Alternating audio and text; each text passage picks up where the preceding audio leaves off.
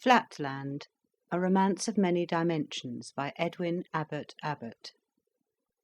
To the inhabitants of space in general, and H.C. in particular, this work is dedicated by a humble native of Flatland, in the hope that even as he was initiated into the mysteries of 3 dimensions, having been previously conversant with only 2, so the citizens of that celestial region may aspire yet higher and higher to the secrets of 4, 5, or even 6 dimensions, thereby contributing to the enlargement of the imagination and the possible development of that most rare and excellent gift of modesty among the superior races of solid humanity.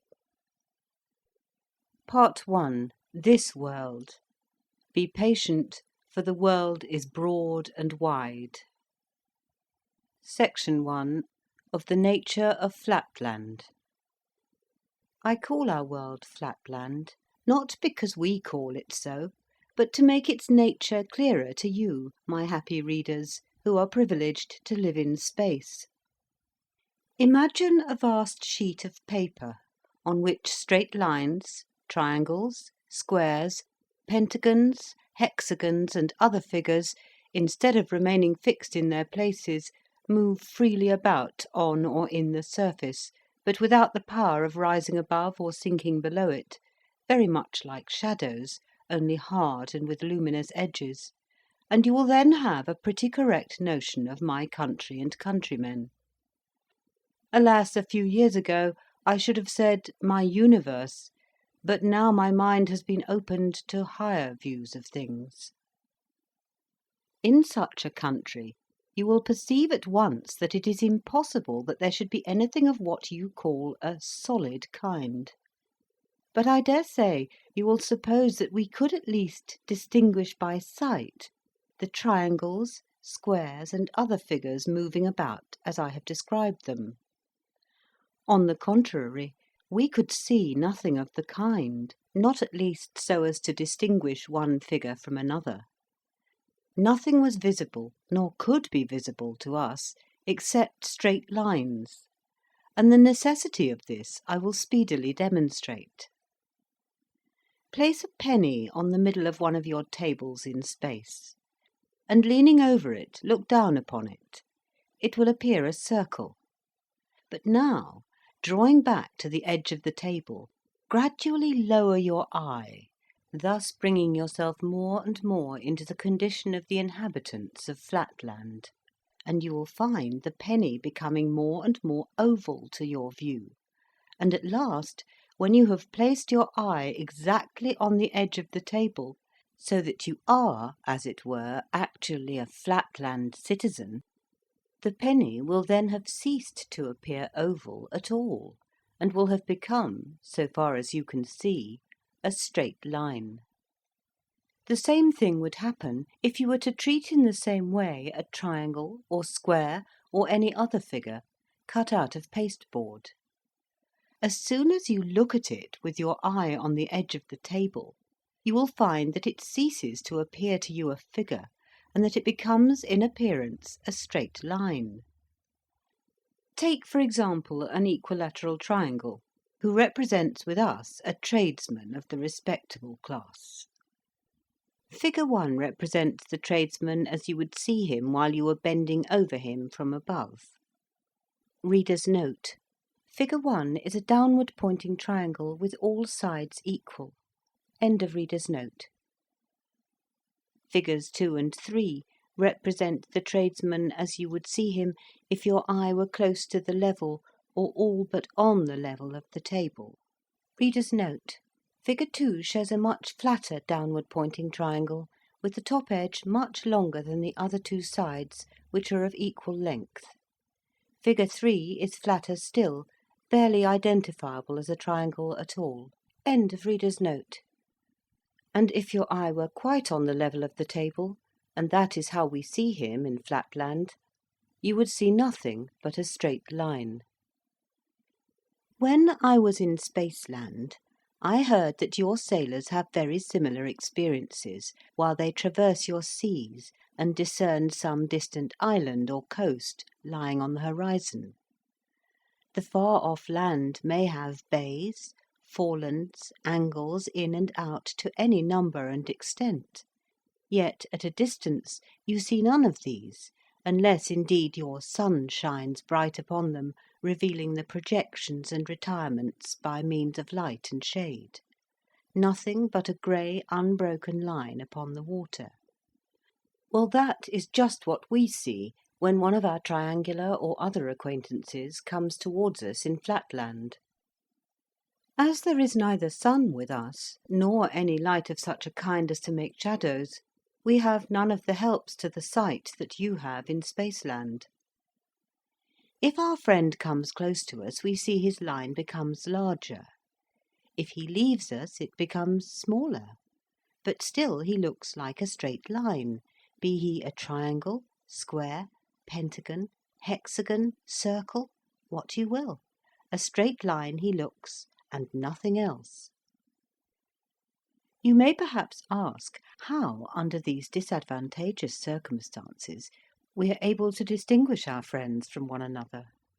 But the answer to this very natural question will be more fitly and easily given when I come to describe the inhabitants of Flatland.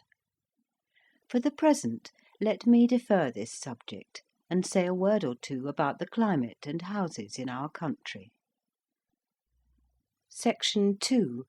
Of the climate and houses in Flatland. As with you, so also with us, there are 4 points of the compass, north, south, east, and west.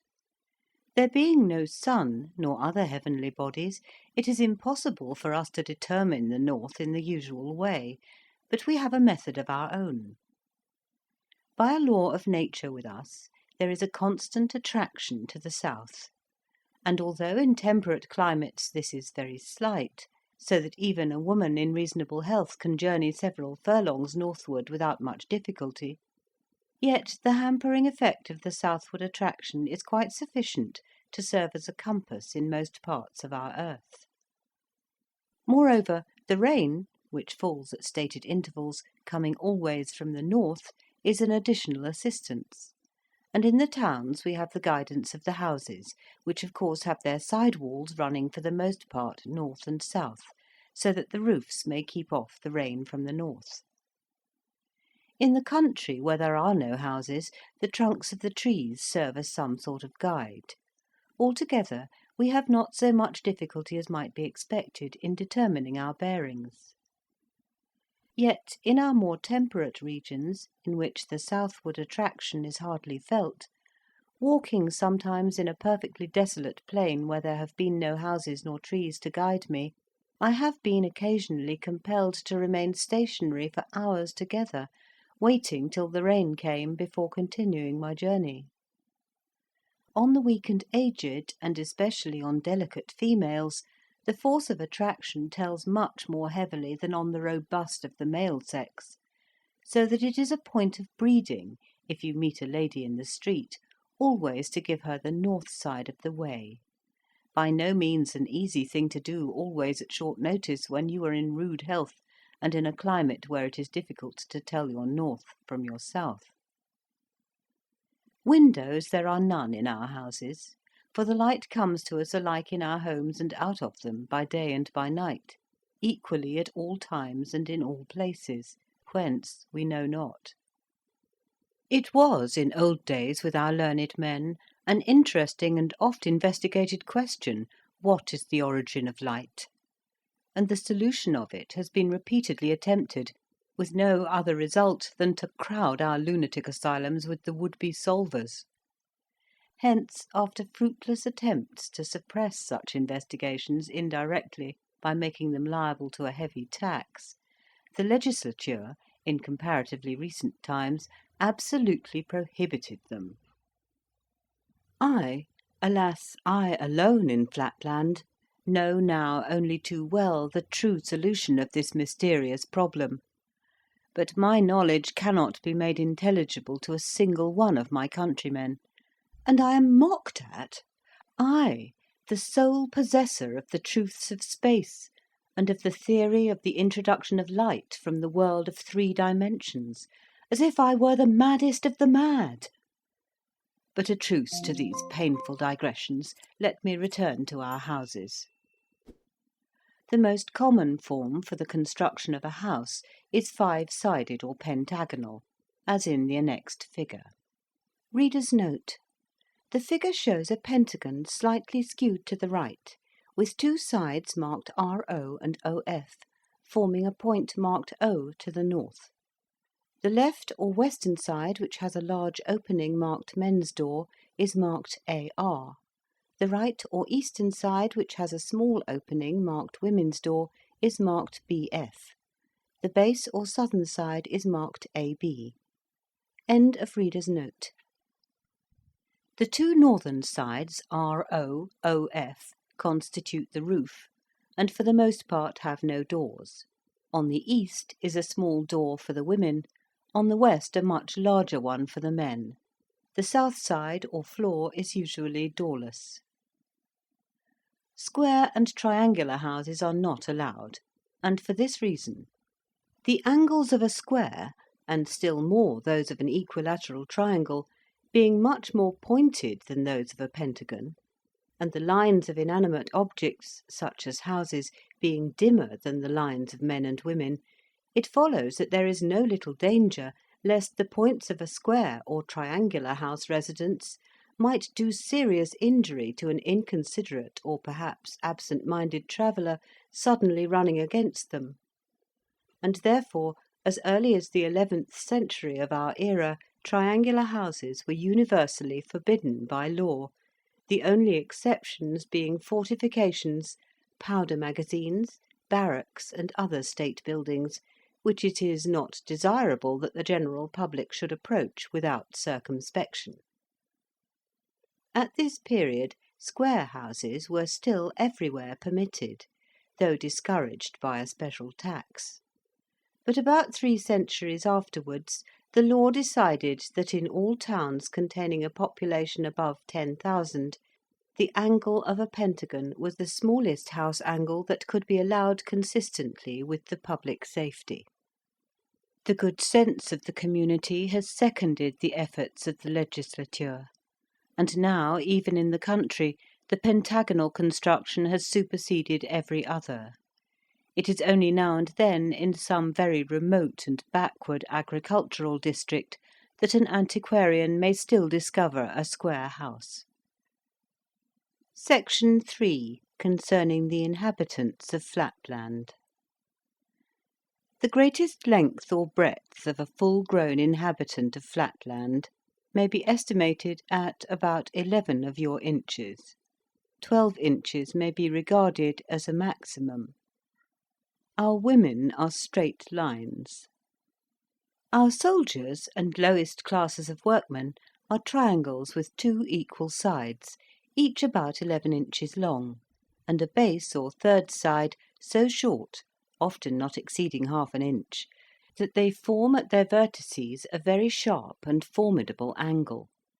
Indeed, when their bases are of the most degraded type, not more than the 1/8 part of an inch in size, they can hardly be distinguished from straight lines or women, so extremely pointed are their vertices.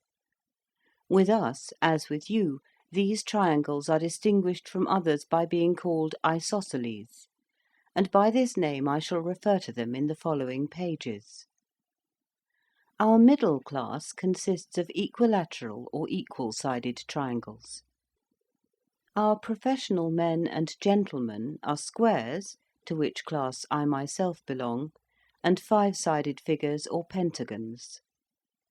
Next above these come the nobility, of whom there are several degrees, beginning at 6-sided figures or hexagons, and from thence rising in the number of their sides till they receive the honourable title of polygonal or many-sided.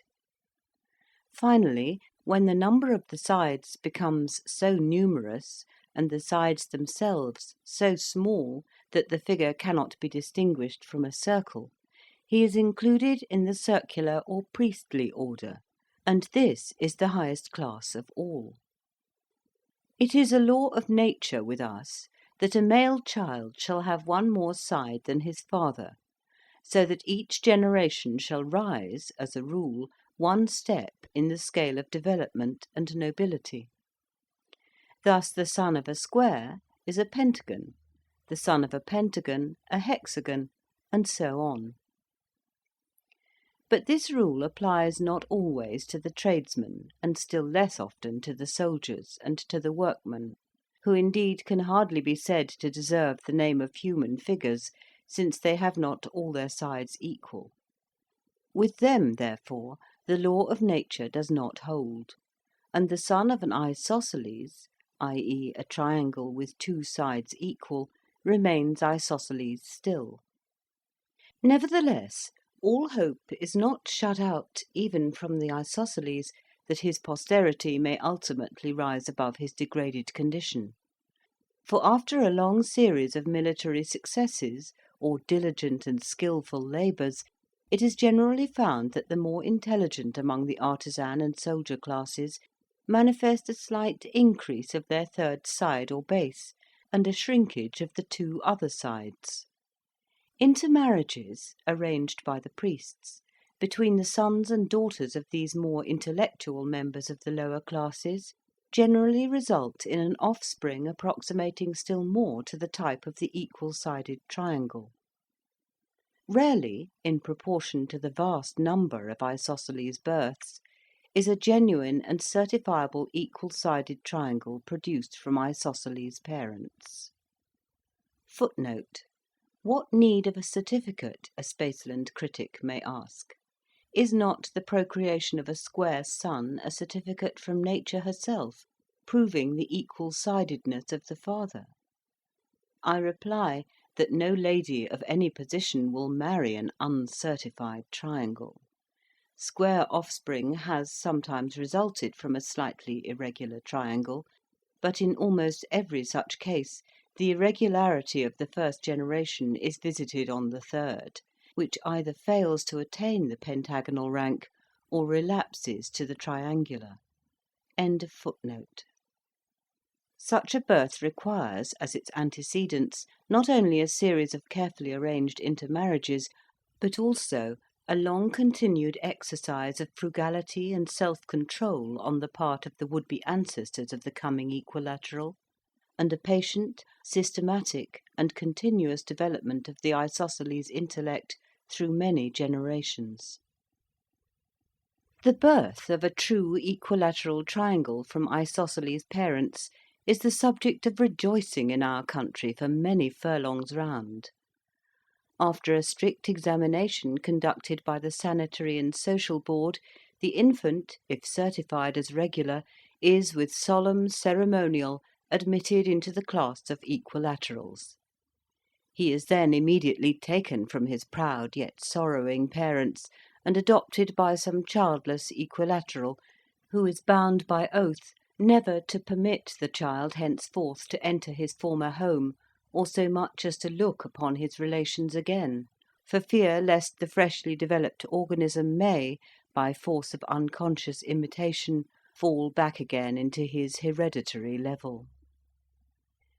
The occasional emergence of an isosceles from the ranks of his serf-born ancestors is welcomed not only by the poor serfs themselves, as a gleam of light and hope shed upon the monotonous squalor of their existence, but also by the aristocracy at large. For all the higher classes are well aware that these rare phenomena, while they do little or nothing to vulgarise their own privileges, serve as a most useful barrier against revolution from below. Had the acute-angled rabble been all, without exception, absolutely destitute of hope and of ambition, they might have found leaders in some of their many seditious outbreaks so able as to render their superior numbers and strength too much even for the wisdom of the circles. But a wise ordinance of nature has decreed that, in proportion as the working classes increase in intelligence, knowledge, and all virtue, in that same proportion their acute angle, which makes them physically terrible, shall increase also and approximate to the harmless angle of the equilateral triangle. Thus, in the most brutal and formidable of the soldier-class creatures, almost on a level with women in their lack of intelligence, it is found that, as they wax in the mental ability necessary to employ their tremendous penetrating power to advantage, so do they wane in the power of penetration itself. How admirable is this law of compensation, and how perfect a proof of the natural fitness and, I may almost say, the divine origin of the aristocratic constitution of the states in Flatland. By a judicious use of this law of nature, the polygons and circles are almost always able to stifle sedition in its very cradle, taking advantage of the irrepressible and boundless hopefulness of the human mind. Art also comes to the aid of law and order. It is generally found possible, by a little artificial compression or expansion on the part of the state physicians, to make some of the more intelligent leaders of a rebellion perfectly regular, and to admit them at once into the privileged classes. A much larger number, who are still below the standard, allured by the prospect of being ultimately ennobled, are induced to enter the state hospitals, where they are kept in honourable confinement for life. One or two alone of the more obstinate, foolish, and hopelessly irregular are led to execution. Then the wretched rabble of the isosceles, planless and leaderless, are either transfixed without resistance by the small body of their brethren whom the chief circle keeps in pay for emergencies of this kind, or else more often, by means of jealousies and suspicions skilfully fomented among them by the circular party, they are stirred to mutual warfare, and perish by one another's angles. No less than 120 rebellions are recorded in our annals, besides minor outbreaks numbered at 235, and they have all ended thus. Section 4. Concerning the women. If our highly pointed triangles of the soldier class are formidable, it may be readily inferred that far more formidable are our women. For if a soldier is a wedge, a woman is a needle, being, so to speak, all point, at least at the two extremities. Add to this the power of making herself practically invisible at will, and you will perceive that a female in Flatland is a creature by no means to be trifled with. But here, perhaps, some of my younger readers may ask how a woman in Flatland can make herself invisible. This ought, I think, to be apparent without any explanation. However, a few words will make it clear to the most unreflecting. Place a needle on a table. Then, with your eye on the level of the table, look at it sideways, and you see the whole length of it. But look at it endways, and you see nothing but a point. It has become practically invisible. Just so is it with one of our women. When her side is turned towards us, we see her as a straight line. When the end containing her eye or mouth, for with us these two organs are identical, is the part that meets our eye, then we see nothing but a highly lustrous point. But when the back is presented to our view, then, being only sublustrous, and indeed almost as dim as an inanimate object, her hinder extremity serves her as a kind of invisible cap. The dangers to which we are exposed from our women must now be manifest to the meanest capacity in Spaceland. If even the angle of a respectable triangle in the middle class is not without its dangers, if to run against a working man involves a gash, if collision with an officer of the military class necessitates a serious wound, if a mere touch from the vertex of a private soldier brings with it danger of death, what can it be to run against a woman except absolute and immediate destruction? And when a woman is invisible, or visible only as a dim sublustrous point, how difficult must it be, even for the most cautious, always to avoid collision! Many are the enactments made at different times in the different states of Flatland in order to minimise this peril; and in the southern and less temperate climates, where the force of gravitation is greater, and human beings more liable to casual and involuntary motions, the laws concerning women are naturally much more stringent. But a general view of the code may be obtained from the following summary. 1. Every house shall have one entrance in the eastern side for the use of females only, by which all females shall enter in a becoming and respectful manner, and not by the men's or western door.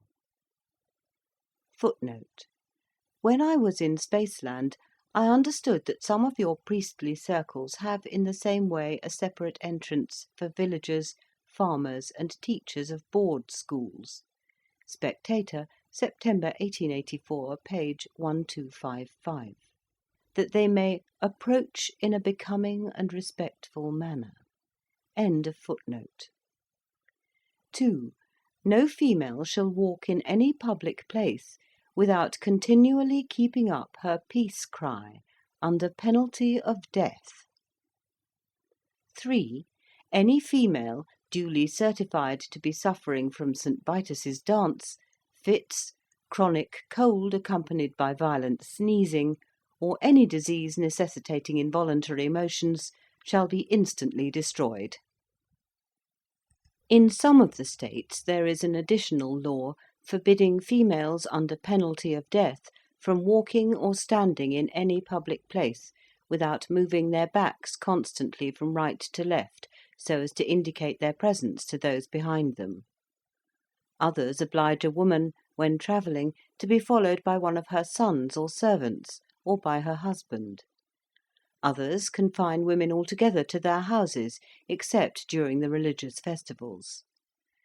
But it has been found by the wisest of our circles or statesmen that the multiplication of restrictions on females tends not only to the debilitation and diminution of the race, but also to the increase of domestic murders, to such an extent that a state loses more than it gains by a too prohibitive code.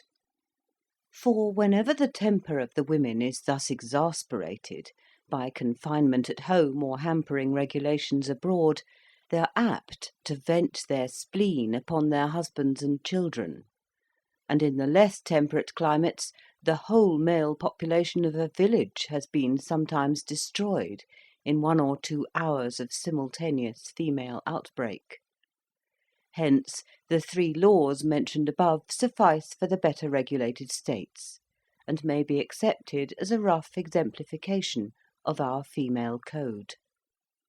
After all, our principal safeguard is found, not in legislature, but in the interests of the women themselves.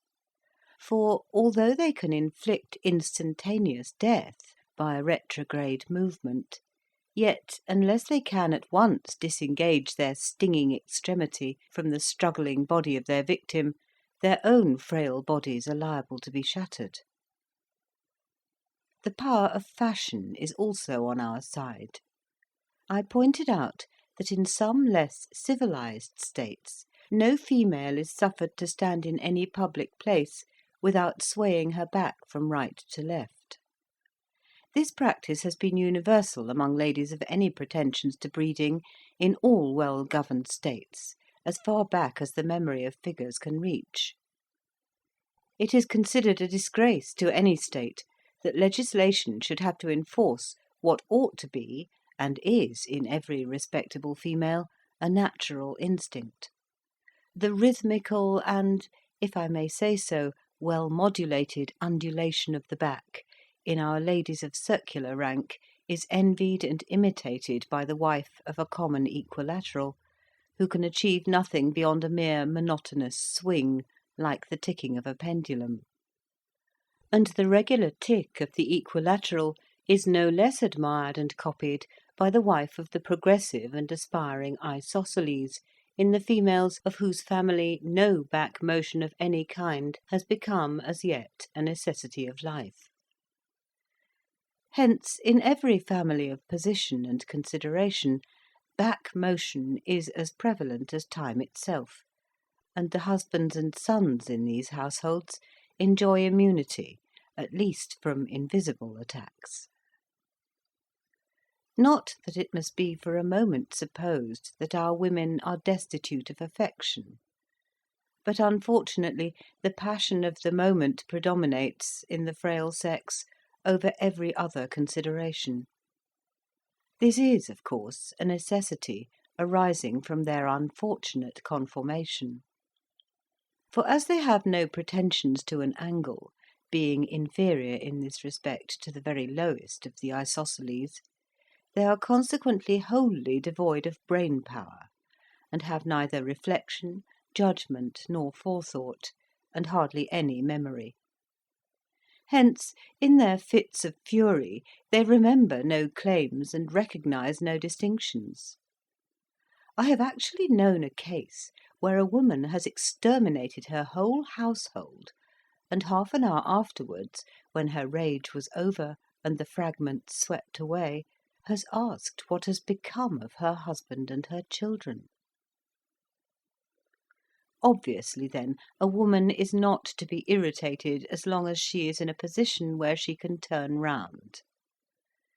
When you have them in their apartments, which are constructed with a view to denying them that power, you can say and do what you like, for they are then wholly impotent for mischief, and will not remember a few minutes hence the incident for which they may be at this moment threatening you with death, nor the promises which you may have found it necessary to make in order to pacify their fury.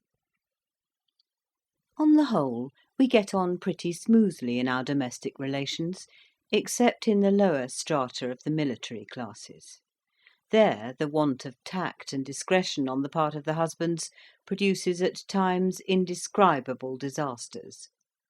Relying too much on the offensive weapons of their acute angles instead of the defensive organs of good sense and seasonable simulations, these reckless creatures too often neglect the prescribed construction of the women's apartments, or irritate their wives by ill-advised expressions out of doors, which they refuse immediately to retract.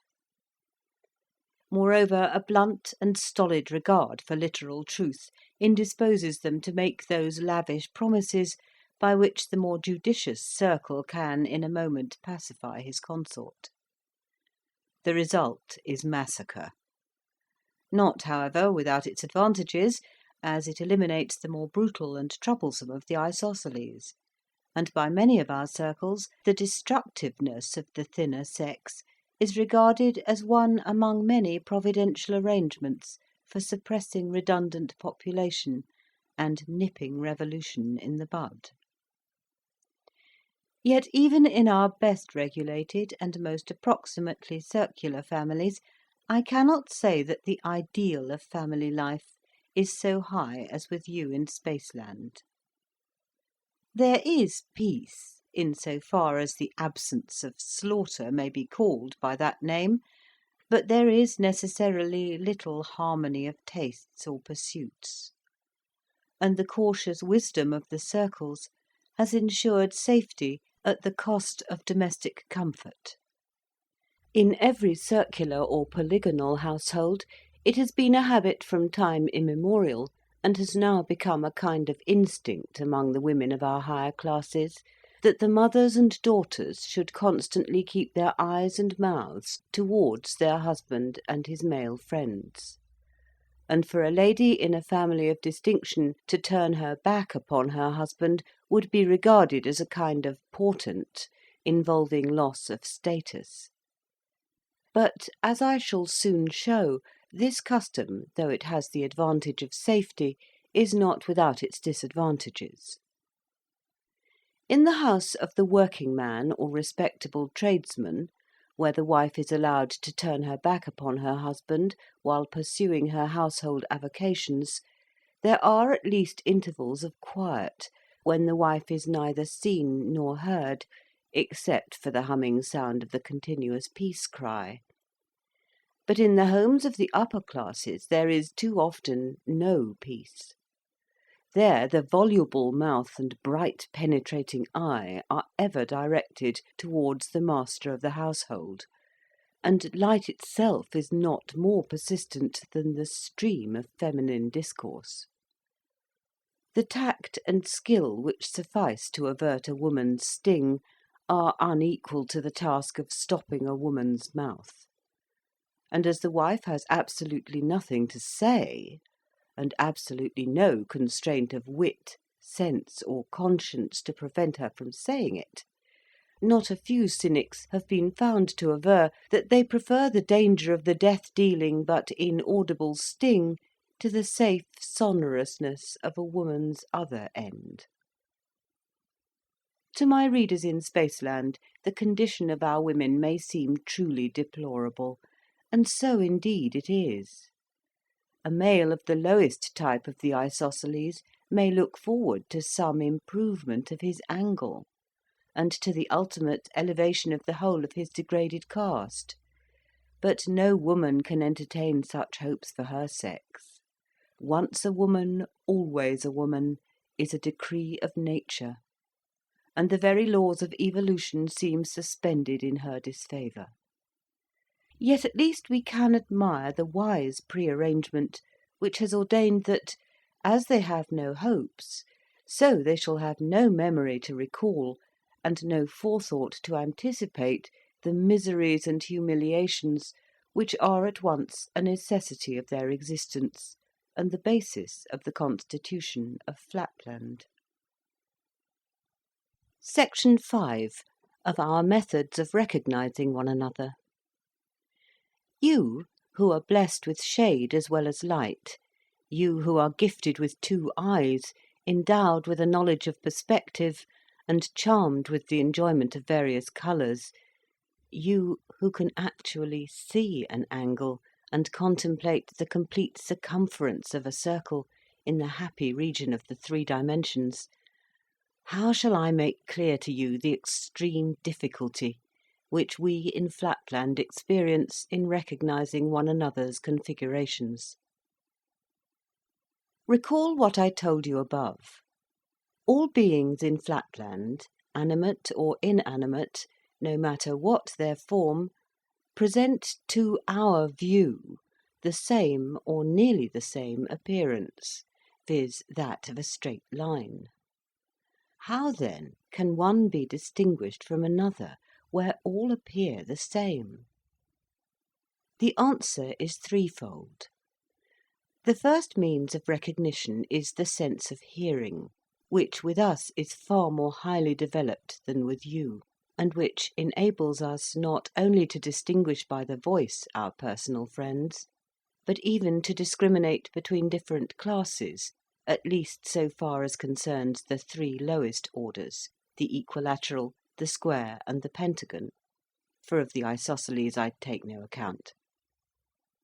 But as we ascend in the social scale, the process of discriminating and being discriminated by hearing increases in difficulty, partly because voices are assimilated, partly because the faculty of voice discrimination is a plebeian virtue not much developed among the aristocracy.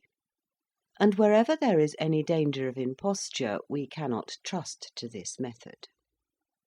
Amongst our lowest orders, the vocal organs are developed to a degree more than correspondent with those of hearing, so that an isosceles can easily feign the voice of a polygon, and with some training, that of a circle himself.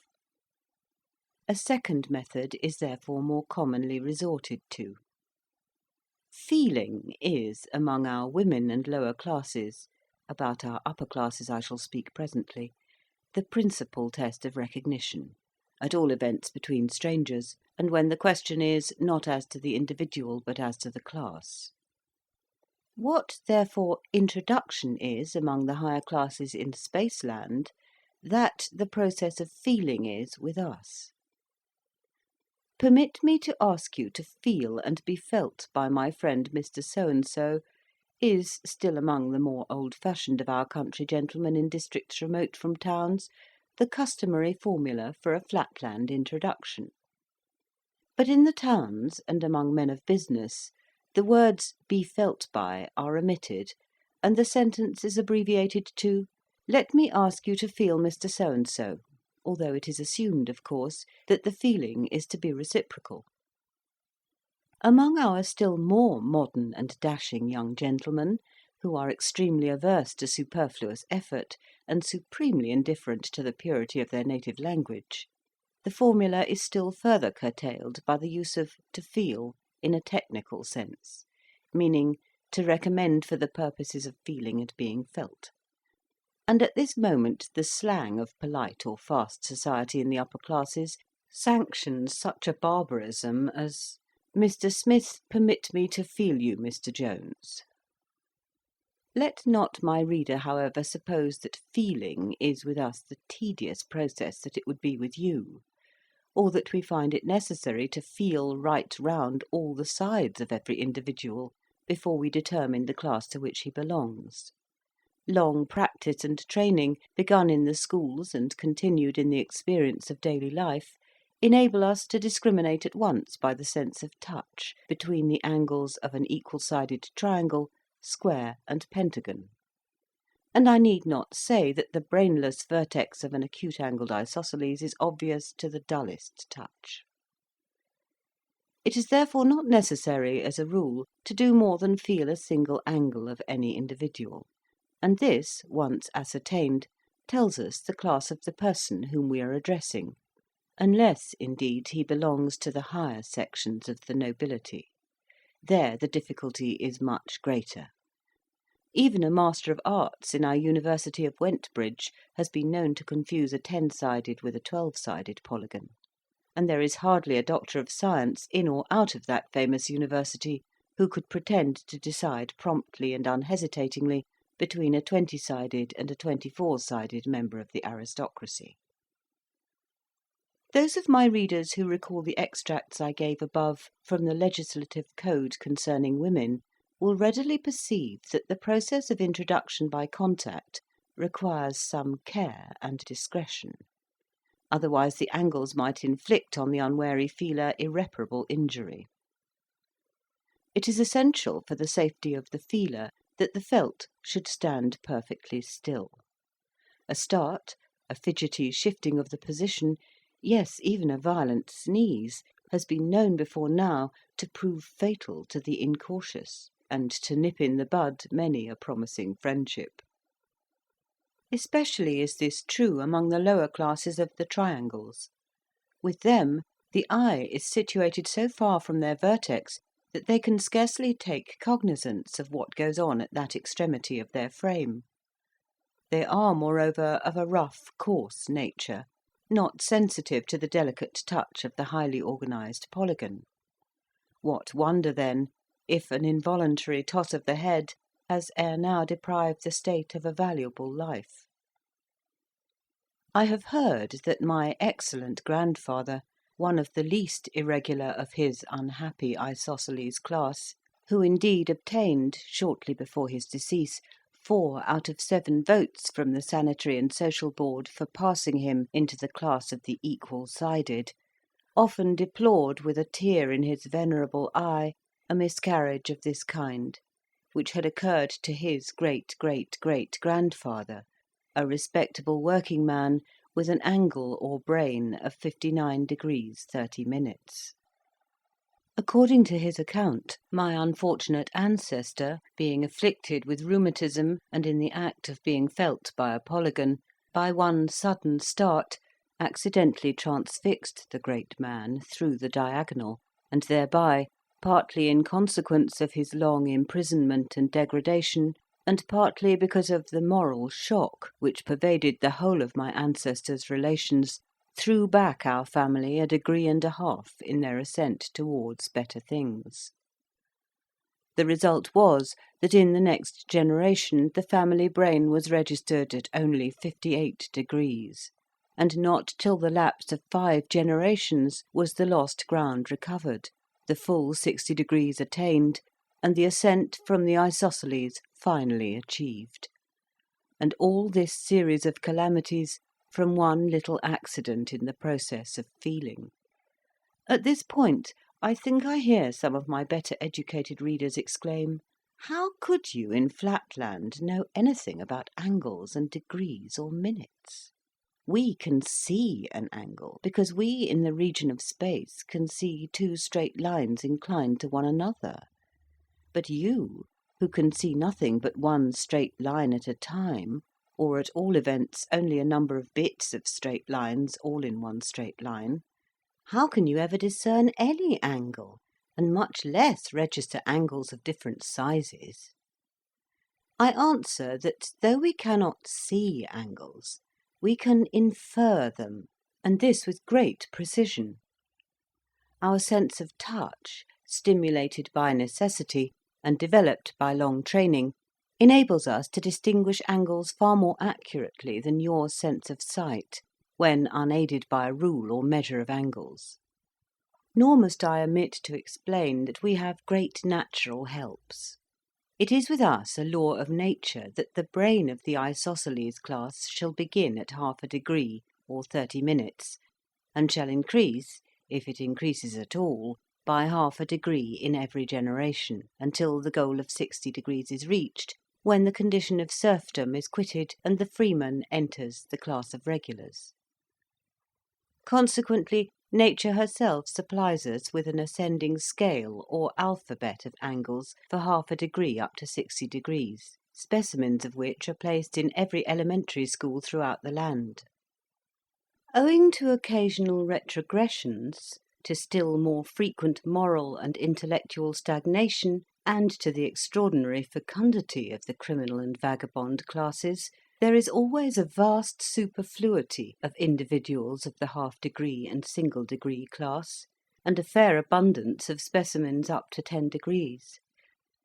These are absolutely destitute of civic rights, and a great number of them, not having even intelligence enough for the purposes of warfare, are devoted by the state to the service of education. Fettered immovably so as to remove all possibility of danger, they are placed in the classrooms of our infant schools, and there they are utilised by the Board of Education for the purpose of imparting to the offspring of the middle classes that tact and intelligence of which these wretched creatures themselves are utterly devoid. In some states the specimens are occasionally fed and suffered to exist for several years, but in the more temperate and better regulated regions it is found in the long run more advantageous for the educational interests of the young to dispense with food, and to renew the specimens every month, which is about the average duration of the foodless existence of the criminal class. In the cheaper schools, what is gained by the longer existence of the specimens is lost, partly in the expenditure for food, and partly in the diminished accuracy of the angles, which are impaired after a few weeks of constant feeling. Nor must we forget to add, in enumerating the advantages of the more expensive system, that it tends, though slightly yet perceptibly, to the diminution of the redundant isosceles population, an object which every statesman in Flatland constantly keeps in view. On the whole, therefore, although I am not ignorant that in many popularly elected school boards there is a reaction in favour of the cheap system, as it is called, I am myself disposed to think that this is one of the many cases in which expense is the truest economy. But I must not allow questions of school board politics to divert me from my subject. Enough has been said, I trust, to show that recognition by feeling is not so tedious or indecisive a process as might have been supposed, and it is obviously more trustworthy than recognition by hearing. Still there remain, as has been pointed out above, the objection that this method is not without danger. For this reason, many in the middle and lower classes, and all without exception in the polygonal and circular orders, prefer a third method, the description of which shall be reserved for the next section. Section 6. Of recognition by sight. I am about to appear very inconsistent. In previous sections I have said that all figures in Flatland present the appearance of a straight line, and it was added or implied that it is consequently impossible to distinguish by the visual organ between individuals of different classes. Yet now I am about to explain to my Spaceland critics how we are able to recognise one another by the sense of sight. If, however, the reader will take the trouble to refer to the passage in which recognition by feeling is stated to be universal, he will find this qualification: among the lower classes. It is only among the higher classes, and in our more temperate climates, that sight recognition is practised. That this power exists in any regions and for any classes is the result of fog, which prevails during the greater part of the year in all parts, save the torrid zones. That which is with you in Spaceland an unmixed evil, blotting out the landscape, depressing the spirits, and enfeebling the health, is by us recognised as a blessing scarcely inferior to air itself, and as the nurse of arts and parent of sciences. But let me explain my meaning without further eulogies on this beneficent element. If fog were non-existent, all lines would appear equally and indistinguishably clear. And this is actually the case in those unhappy countries in which the atmosphere is perfectly dry and transparent.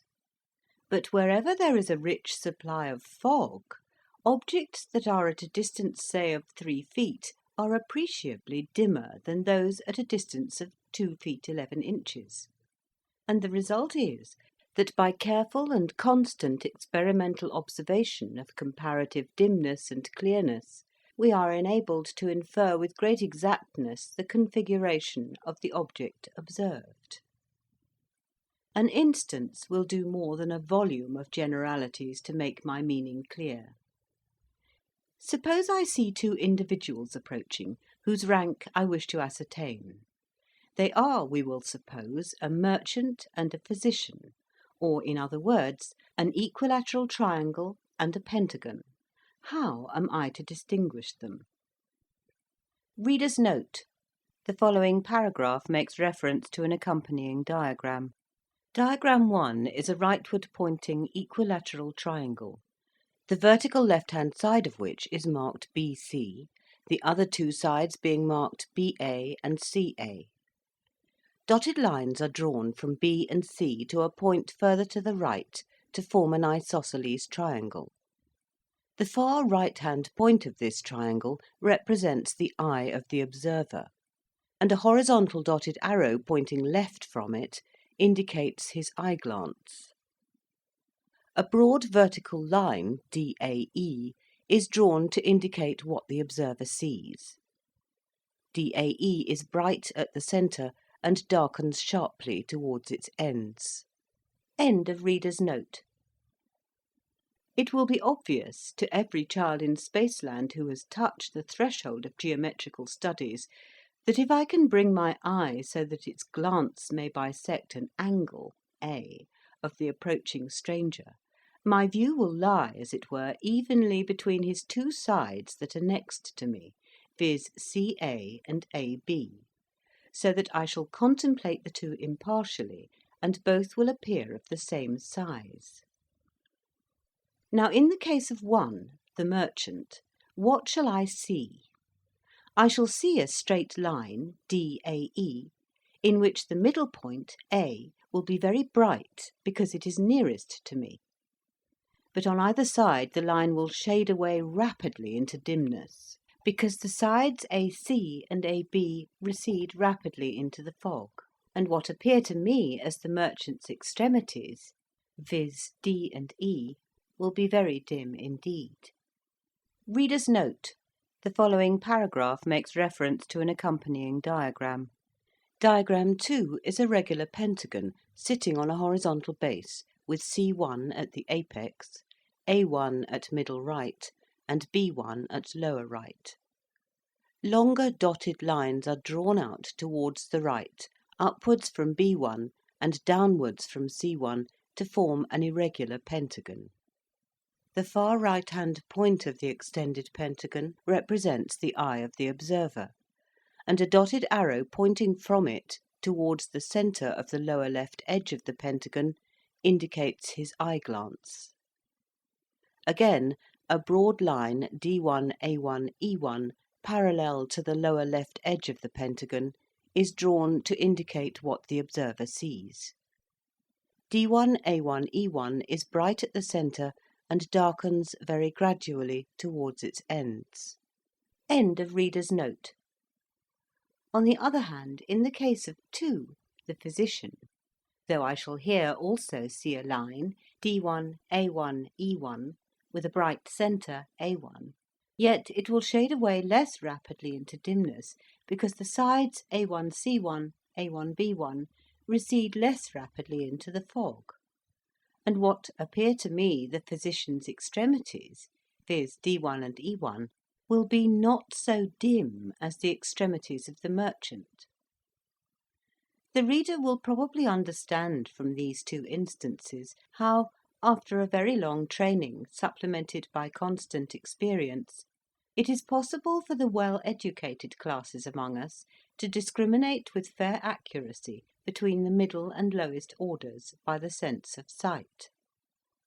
If my Spaceland patrons have grasped this general conception so far as to conceive the possibility of it, and not to reject my account as altogether incredible, I shall have attained all I can reasonably expect. Were I to attempt further details, I should only perplex. Yet, for the sake of the young and inexperienced, who may perchance infer, from the two simple instances I have given above of the manner in which I should recognise my father and my sons, that recognition by sight is an easy affair, it may be needful to point out that in actual life most of the problems of sight recognition are far more subtle and complex. If, for example, when my father, the triangle, approaches me, he happens to present his side to me instead of his angle, then until I have asked him to rotate, or until I have edged my eye round him, I am for the moment doubtful whether he may not be a straight line, or, in other words, a woman. Reader's note: the following paragraph makes reference to an accompanying diagram. The diagram shows a hexagon with points at top and bottom. The vertical right-hand side is marked AB. Dotted lines are drawn downward from the topmost and upward from the bottommost points of the hexagon, and extended to the right until they meet, forming an irregular pentagon. The far right-hand point of the pentagon represents the eye of the observer. The line AB is extended to where it meets the dotted lines to form a broad vertical line CABD. The middle portion of this line, AB, is bright, and the outer portions darken towards C and D. End of reader's note. Again, when I am in the company of one of my 2 hexagonal grandsons, contemplating one of his sides, AB, full front, it will be evident from the accompanying diagram that I shall see one whole line, AB, in comparative brightness, shading off hardly at all at the ends, and 2 smaller lines, CA and BD, dim throughout and shading away into greater dimness toward the extremities, C and D. But I must not give way to the temptation of enlarging on these topics.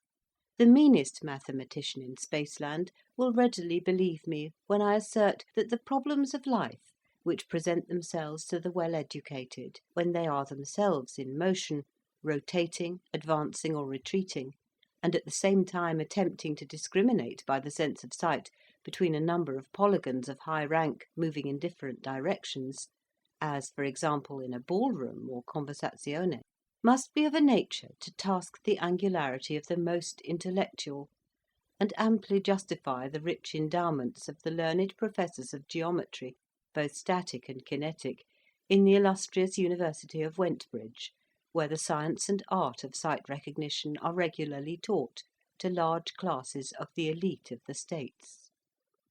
It is only a few of the scions of our noblest and wealthiest houses who are able to give the time and money necessary for the thorough prosecution of this noble and valuable art. Even to me, a mathematician of no mean standing, and the grandfather of two most hopeful and perfectly regular hexagons, to find myself in the midst of a crowd of rotating polygons of the higher classes is occasionally very perplexing. And of course to a common tradesman or serf, such a sight is almost as unintelligible as it would be to you, my reader, were you suddenly transported into our country. In such a crowd you could see on all sides of you nothing but a line, apparently straight, but of which the parts would vary irregularly and perpetually in brightness or dimness. Even if you had completed your 3rd year in the pentagonal and hexagonal classes in the university, and were perfect in the theory of the subject, you would still find that there was need of many years of experience before you could move in a fashionable crowd without jostling against your betters, whom it is against etiquette to ask to feel, and who, by their superior culture and breeding, know all about your movements, while you know very little or nothing about theirs. In a word, to comport oneself with perfect propriety in polygonal society, one ought to be a polygon oneself. Such, at least, is the painful teaching of my experience. It is astonishing how much the art, or I may almost call it instinct, of sight recognition is developed by the habitual practice of it, and by the avoidance of the custom of feeling.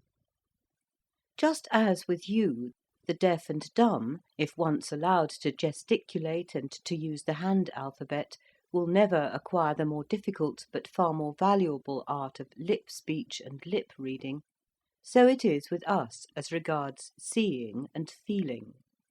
None who in early life resort to feeling will ever learn seeing in perfection.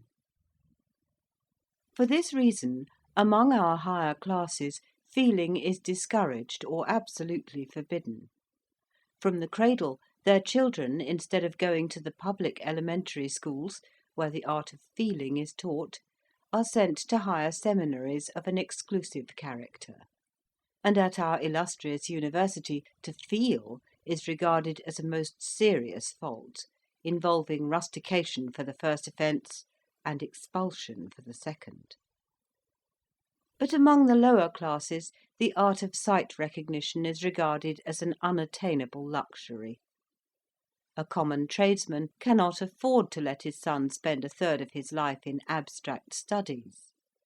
The children of the poor are therefore allowed to feel from their earliest years, and they gain thereby a precocity and an early vivacity which contrast at first most favourably with the inert, undeveloped, and listless behaviour of the half-instructed youths of the polygonal class.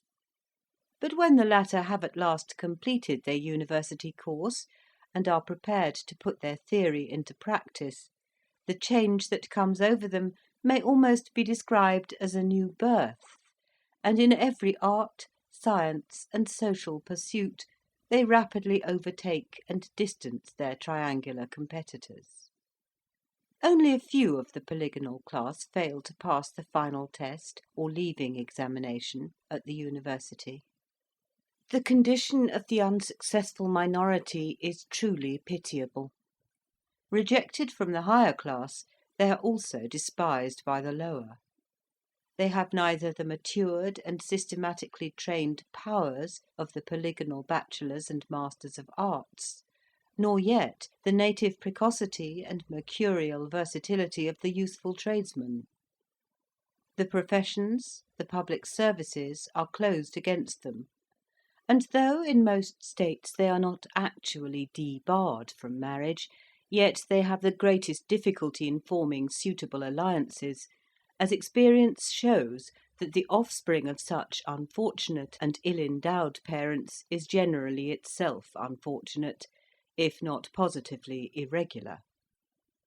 It is from these specimens of the refuse of our nobility that the great tumults and seditions of past ages have generally derived their leaders; and so great is the mischief thence arising, that an increasing minority of our more progressive statesmen are of opinion that true mercy would dictate their entire suppression by enacting that all who fail to pass the final examination of the university should be either imprisoned for life or extinguished by a painless death.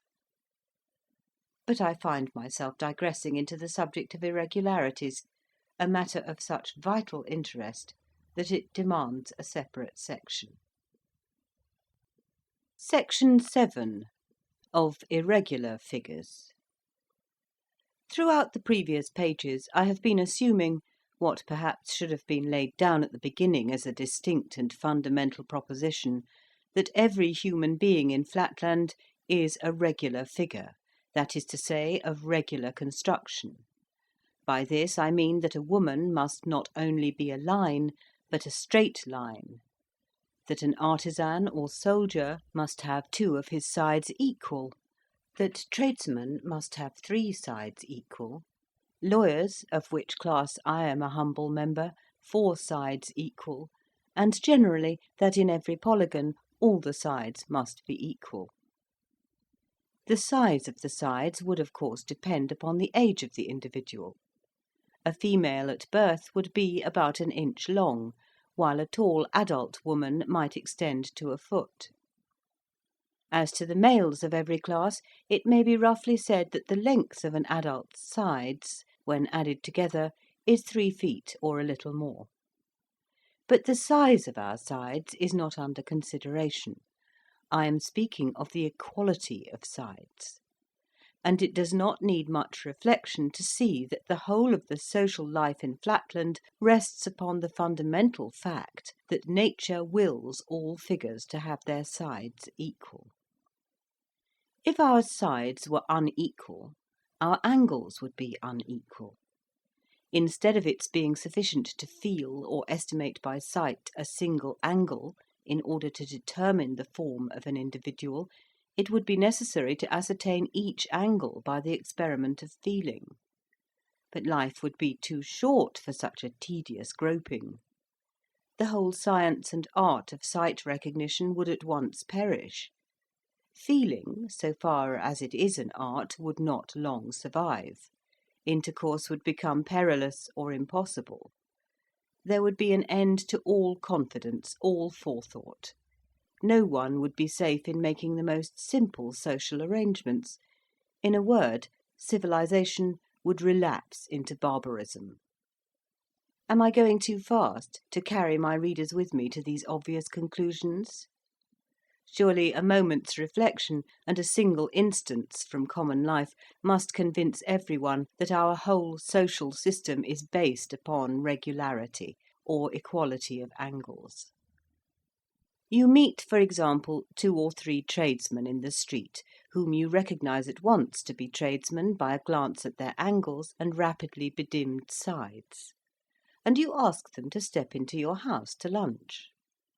This you do at present with perfect confidence, because everyone knows to an inch or 2 the area occupied by an adult triangle.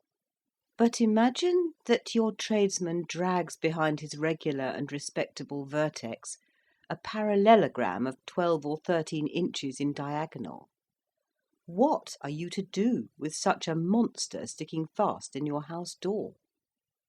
But I am insulting the intelligence of my readers by accumulating details which must be patent to everyone who enjoys the advantages of a residence in Spaceland. Obviously, the measurements of a single angle would no longer be sufficient under such portentous circumstances. One's whole life would be taken up in feeling or surveying the perimeter of one's acquaintances. Already the difficulties of avoiding a collision in a crowd are enough to tax the sagacity of even a well-educated square.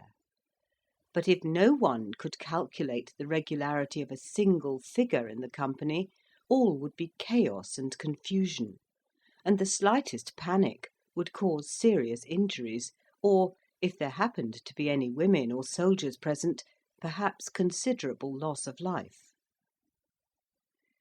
Expediency therefore concurs with nature in stamping the seal of its approval upon regularity of conformation.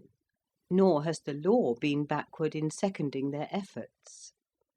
Irregularity of figure means with us the same as, or more than, a combination of moral obliquity and criminality with you, and is treated accordingly.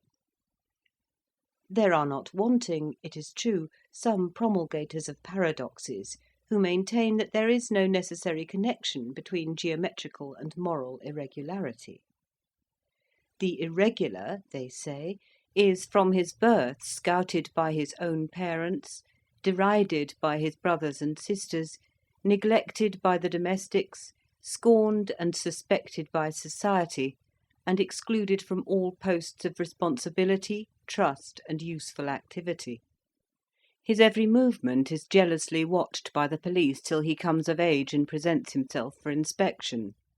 Then he is either destroyed, if he is found to exceed the fixed margin of deviation, or else immured in a government office as a clerk of the 7th class, prevented from marriage, forced to drudge at an uninteresting occupation for a miserable stipend, obliged to live and board at the office, and to take even his vacation under close supervision.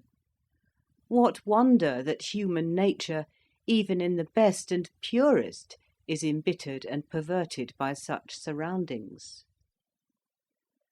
All this very plausible reasoning does not convince me, as it has not convinced the wisest of our statesmen, that our ancestors erred in laying it down as an axiom of policy that the toleration of irregularity is incompatible with the safety of the state. Doubtless the life of an irregular is hard, but the interests of the greater number require that it shall be hard. If a man with a triangular front and a polygonal back were allowed to exist and to propagate a still more irregular posterity, what would become of the arts of life? Are the houses and doors and churches in Flatland to be altered in order to accommodate such monsters? Are our ticket collectors to be required to measure every man's perimeter before they allow him to enter a theatre or to take his place in a lecture room? Is an irregular to be exempted from the militia? And if not, how is he to be prevented from carrying desolation into the ranks of his comrades? Again, what irresistible temptations to fraudulent impostures must needs beset such a creature?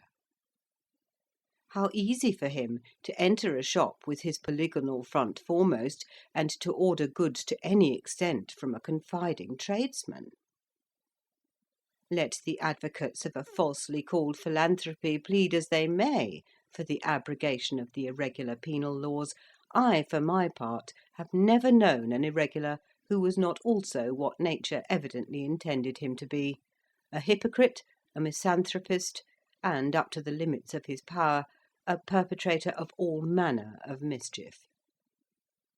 Not that I should be disposed to recommend, at present, the extreme measures adopted in some states, where an infant whose angle deviates by half a degree from the correct angularity is summarily destroyed at birth. Some of our highest and ablest men, men of real genius, have during their earliest days laboured under deviations as great as, or even greater than 45 minutes, and the loss of their precious lives would have been an irreparable injury to the state. The art of healing also has achieved some of its most glorious triumphs in the compressions, extensions, trepannings, colligations, and other surgical or dietetic operations by which irregularity has been partly or wholly cured. Advocating, therefore, a via media, I would lay down no fixed or absolute line of demarcation, but at the period when the frame is just beginning to set, and when the medical board has reported that recovery is improbable, I would suggest that the irregular offspring be painlessly and mercifully consumed. Section 8. Of the ancient practice of painting. If my readers have followed me with any attention up to this point, they will not be surprised to hear that life is somewhat dull in Flatland. I do not, of course, mean that there are not battles, conspiracies, tumults, factions, and all those other phenomena which are supposed to make history interesting. Nor would I deny that the strange mixture of the problems of life and the problems of mathematics, continually inducing conjecture, and giving the opportunity of immediate verification, imparts to our existence a zest which you in Spaceland can hardly comprehend. I speak now from the aesthetic and artistic point of view when I say that life with us is dull, aesthetically and artistically very dull indeed. How can it be otherwise, when all one's prospect, all one's landscapes, historical pieces, portraits, flowers, still life, are nothing but a single line, with no varieties except degrees of brightness and obscurity? It was not always thus. Colour, if tradition speaks the truth, once, for the space of half a dozen centuries or more, threw a transient charm upon the lives of our ancestors in the remotest ages. Some private individual, a pentagon whose name is variously reported, having casually discovered the constituents of the simpler colours and a rudimentary method of painting, is said to have begun by decorating first his house, then his slaves, then his father, his sons and grandsons, lastly himself. The convenience as well as the beauty of the results commended themselves to all. Wherever Chromatistes, for by that name the most trustworthy authorities concur in calling him, turned his variegated frame, there he at once excited attention and attracted respect. No one now needed to feel him, no one mistook his front for his back. All his movements were readily ascertained by his neighbours without the slightest strain on their powers of calculation. No one jostled him or failed to make way for him. His voice was saved the labour of that exhausting utterance by which we colourless squares and pentagons are often forced to proclaim our individuality when we move amid a crowd of ignorant isosceles. The fashion spread like wildfire. Before a week was over, every square and triangle in the district had copied the example of Chromatistes, and only a few of the more conservative pentagons still held out. A month or two found even the dodecagons infected with the innovation. A year had not elapsed before the habit had spread to all but the very highest of the nobility. Needless to say, the custom soon made its way from the district of Chromatistes to surrounding regions, and within 2 generations no one in all Flatland was colourless except the women and the priests. Here nature herself appeared to erect a barrier, and to plead against extending the innovation to these 2 classes. Many-sidedness was almost essential as a pretext for the innovators. Distinction of sides is intended by nature to imply distinction of colours. Such was the sophism which in those days flew from mouth to mouth, converting whole towns at a time to the new culture. But manifestly to our priests and women this adage did not apply. The latter had only one side, and therefore, plurally and pedantically speaking, no sides. The former, if at least they would assert their claim to be really and truly circles, and not mere high-class polygons with an infinitely large number of infinitesimally small sides, were in the habit of boasting, what women confessed and deplored, that they also had no sides, being blessed with a perimeter of one line, or, in other words, a circumference.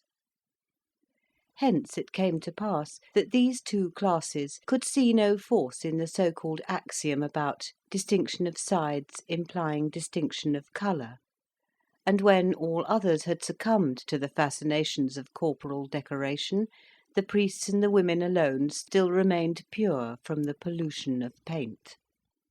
Immoral, licentious, anarchical, unscientific, call them by what names you will, yet, from an aesthetic point of view, those ancient days of the colour revolt were the glorious childhood of art in Flatland.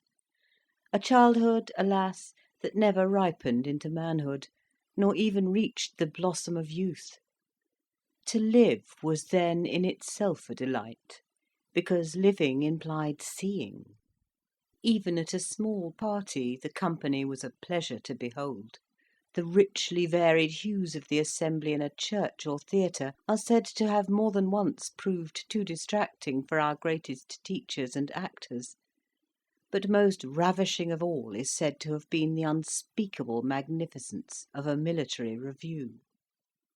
The sight of a line of battle of 20,000 isosceles suddenly facing about and exchanging the sombre black of their bases for the orange and purple of the two sides including their acute angle.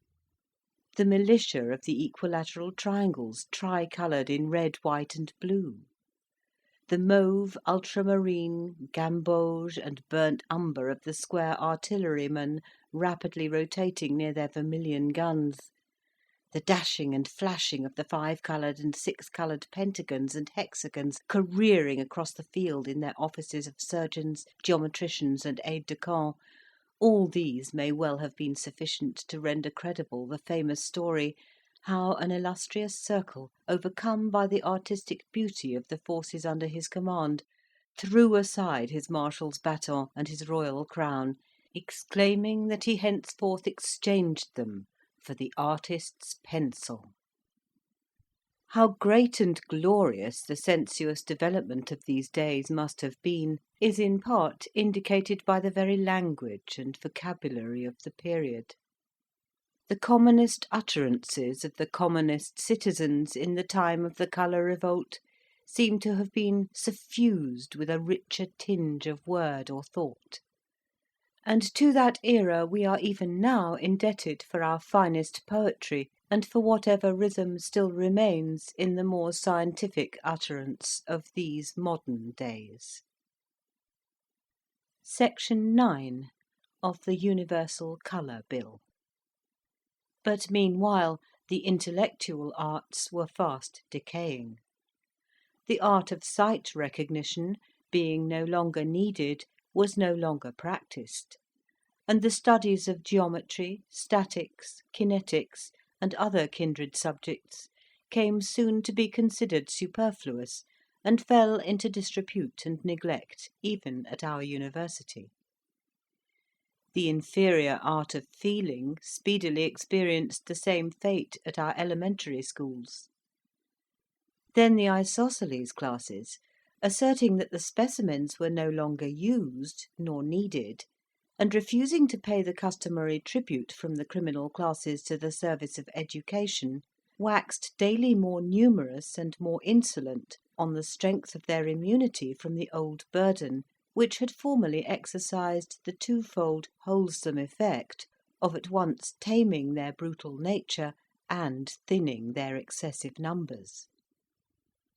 Year by year the soldiers and artisans began more vehemently to assert, and with increasing truth, that there was no great difference between them and the very highest class of polygons, now that they were raised to an equality with the latter, and enabled to grapple with all the difficulties and solve all the problems of life, whether statical and kinetical, by the simple process of colour recognition.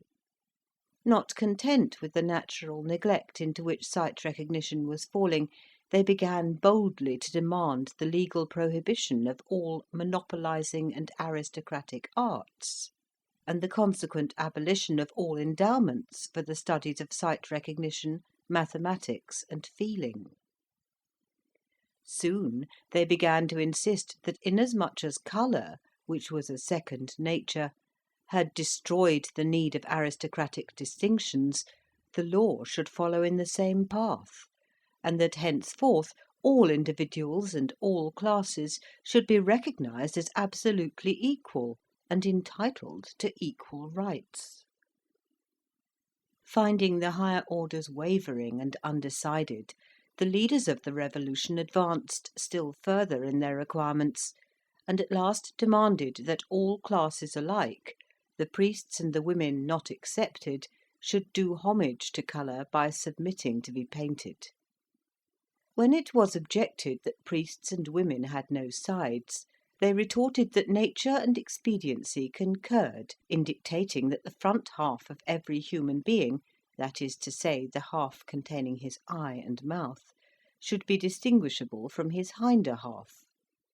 They therefore brought before a general and extraordinary assembly of all the states of Flatland a bill proposing that in every woman the half containing the eye and mouth should be coloured red, and the other half green. The priests were to be painted in the same way, red being applied to that semicircle in which the eye and mouth formed the middle point, while the other or hinder semicircle was to be coloured green. There was no little cunning in this proposal, which indeed emanated not from any isosceles, for no being so degraded would have had angularity enough to appreciate, much less to devise, such a model of statecraft, but from an irregular circle, who, instead of being destroyed in his childhood, was reserved by a foolish indulgence to bring desolation on his country and destruction on myriads of his followers. On the one hand, the proposition was calculated to bring the women in all classes over to the side of the chromatic innovation. For by assigning to the women the same two colours as were assigned to the priests, the revolutionists thereby ensured that in certain positions every woman would appear like a priest, and be treated with corresponding respect and deference, a prospect that could not fail to attract the female sex in a mass. But by some of my readers the possibility of the identical appearance of priests and women under the new legislation may not be recognised. If so, a word or two will make it obvious. Imagine a woman duly decorated according to the new code, with the front half, i.e. the half containing eye and mouth, red, and with the hinder half green. Look at her from one side. Obviously you will see a straight line, half red, half green. Reader's note: the following paragraph makes reference to an accompanying diagram. The diagram shows a circle or priestly figure. If it is visualized as a clock face, 12 o'clock is marked M for the priest's mouth, 3 o'clock is marked B, and 9 o'clock is marked A. The diameter AB is drawn as a dotted line, and is extended outside the circle rightwards to a point which represents the position of the observer. Dotted lines are drawn downward and rightward from M towards this point, and upward and rightward from 6 o'clock to this point. A broad vertical line, CBD, is drawn between the dotted lines to indicate what the observer sees. CBD is bright at the centre and darkens sharply towards its ends. End of reader's note. Now imagine a priest whose mouth is at M and whose front semicircle, AMB, is consequently coloured red, while his hinder semicircle is green, so that the diameter AB divides the green from the red. If you contemplate the great man so as to have your eye in the same straight line as his dividing diameter, AB, what you will see will be a straight line, CBD, of which one half, CB, will be red, and the other, BD, green. The whole line, CD, will be rather shorter, perhaps, than that of a full-sized woman, and will shade off more rapidly towards its extremities, but the identity of the colours would give you an immediate impression of identity, if not class, making you neglectful of other details. Bear in mind the decay of sight recognition which threatened society at the time of the colour revolt.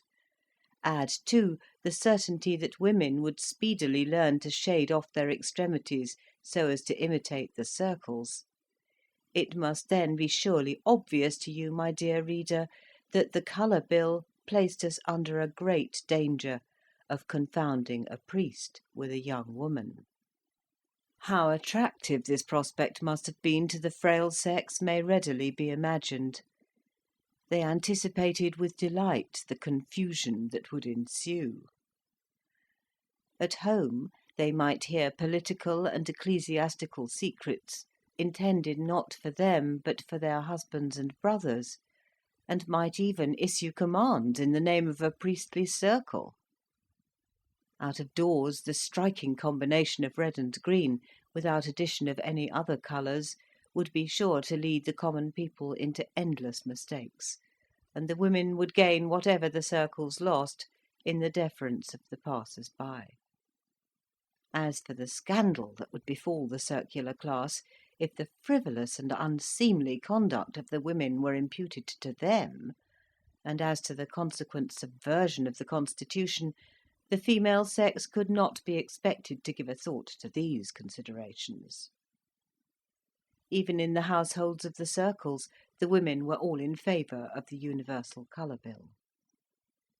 The second object aimed at by the bill was the gradual demoralisation of the circles themselves. In the general intellectual decay, they still preserved their pristine clearness and strength of understanding. From their earliest childhood, familiarised in their circular households with the total absence of colour, the nobles alone preserved the sacred art of sight recognition, with all the advantages that result from that admirable training of the intellect. Hence, up to the date of the introduction of the universal colour bill, the circles had not only held their own, but even increased their lead of other classes by abstinence from the popular fashion. Now, therefore, the artful Irregular, whom I described above as the real author of this diabolical bill, determined at one blow to lower the status of the hierarchy, by forcing them to submit to the pollution of colour, and at the same time to destroy their domestic opportunities of training in the art of sight recognition, so as to enfeeble their intellects by depriving them of their pure and colourless homes. Once subjected to the chromatic taint, every parental and every childish circle would demoralise each other. Only in discerning between the father and the mother would the circular infant find problems for the exercise of its understanding, problems too often likely to be corrupted by maternal impostures, with the result of shaking the child's faith in all logical conclusions. Thus, by degrees, the intellectual lustre of the priestly order would wane, and the road would then lie open for a total destruction of all aristocratic legislature and for the subversion of our privileged classes. Section 10. Of the suppression of the chromatic sedition. The agitation for the universal colour bill continued for 3 years, and up to the last moment of that period it seemed as though anarchy were destined to triumph. A whole army of polygons, who turned out to fight as private soldiers, was utterly annihilated by a superior force of isosceles triangles, the squares and pentagons meanwhile remaining neutral. Worse than all, some of the ablest circles fell a prey to conjugal fury. Infuriated by political animosity, the wives in many a noble household wearied their lords with prayers to give up their opposition to the colour bill, and some, finding their entreaties fruitless, fell on and slaughtered their innocent children and husbands, perishing themselves in the act of carnage. It is recorded that during that triennial agitation no less than 23 circles perished in domestic discord. Great indeed was the peril. It seemed as though the priests had no choice between submission and extermination, when suddenly the course of events was completely changed by one of those picturesque incidents which statesmen ought never to neglect, often to anticipate, and sometimes perhaps to originate, because of the absurdly disproportionate power with which they appeal to the sympathies of the populace. It happened that an isosceles of a low type, with a brain little if at all above 4 degrees, accidentally dabbling in the colours of some tradesman whose shop he had plundered, painted himself, or caused himself to be painted, for the story varies, with the 12 colours of a dodecahedron. Going into the market-place, he accosted in a feigned voice a maiden, the orphan daughter of a noble Polygon, whose affection in former days he had sought in vain, and by a series of deceptions, aided on the one side by a string of lucky accidents too long to relate, and on the other by an almost inconceivable fatuity and neglect of ordinary precautions on the part of the relations of the bride, he succeeded in consummating the marriage. The unhappy girl committed suicide on discovering the fraud to which she had been subjected. When the news of this catastrophe spread from state to state, the minds of the women were violently agitated. Sympathy with the miserable victim, and anticipations of similar deceptions for themselves, their sisters, and their daughters, made them now regard the colour bill in an entirely new aspect. Not a few openly avowed themselves converted to antagonism; the rest needed only a slight stimulus to make a similar avowal. Seizing this favourable opportunity, the circles hastily convened an extraordinary assembly of the States, and besides the usual guard of convicts, they secured the attendance of a large number of reactionary women. Amidst an unprecedented concourse, the chief circle of those days, by name Pantocyclus, arose to find himself hissed and hooted by 120,000 isosceles. But he secured silence by declaring that henceforth the circles would enter on a policy of concession. Yielding to the wishes of the majority, they would accept the colour bill. The uproar being at once converted to applause, he invited Chromatistes, the leader of the Sedition, into the centre of the hall, to receive, in the name of his followers, the submission of the hierarchy. Then followed a speech, a masterpiece of rhetoric, which occupied nearly a day in the delivery, and to which no summary can do justice. With a grave appearance of impartiality, he declared that as they were now finally committing themselves to reform or innovation, it was desirable that they should take one last view of the perimeter of the whole subject, its defects as well as its advantages. Gradually introducing the mention of the dangers to the tradesmen, the professional classes, and the gentlemen, he silenced the rising murmurs of the isosceles by reminding them that, in spite of all these defects, he was willing to accept the bill if it was approved by the majority. But it was manifest that all, except the isosceles, were moved by his words, and were either neutral or averse to the bill. Turning now to the workmen, he asserted that their interests must not be neglected, and that, if they intended to accept the colour bill, they ought at least to do so with a full view of the consequences. Many of them, he said, were on the point of being admitted to the class of the regular triangles. Others anticipated for their children a distinction they could not hope for themselves. That honourable ambition would now have to be sacrificed. With the universal adoption of colour, all distinctions would cease. Regularity would be confused with irregularity. Development would give place to retrogression. The workman would, in a few generations, be degraded to the level of the military or even the convict class. Political power would be in the hands of the greatest number, that is to say, the criminal classes, who were already more numerous than the workmen, and would soon outnumber all the other classes put together, when the usual compensative laws of nature were violated. A subdued murmur of assent ran through the ranks of the artisans, and Chromatistes, in alarm, attempted to step forward and address them. But he found himself encompassed with guards, and forced to remain silent, while the chief circle, in a few impassioned words, made a final appeal to the women, exclaiming that, if the colour bill passed, no marriage would henceforth be safe, no woman's honour secure. Fraud, deception, hypocrisy would pervade every household. Domestic bliss would share the fate of the constitution, and pass to speedy perdition. Sooner than this, he cried, come death. At these words, which were the preconcerted signal for action, the isosceles convicts fell on and transfixed the wretched chromatistes.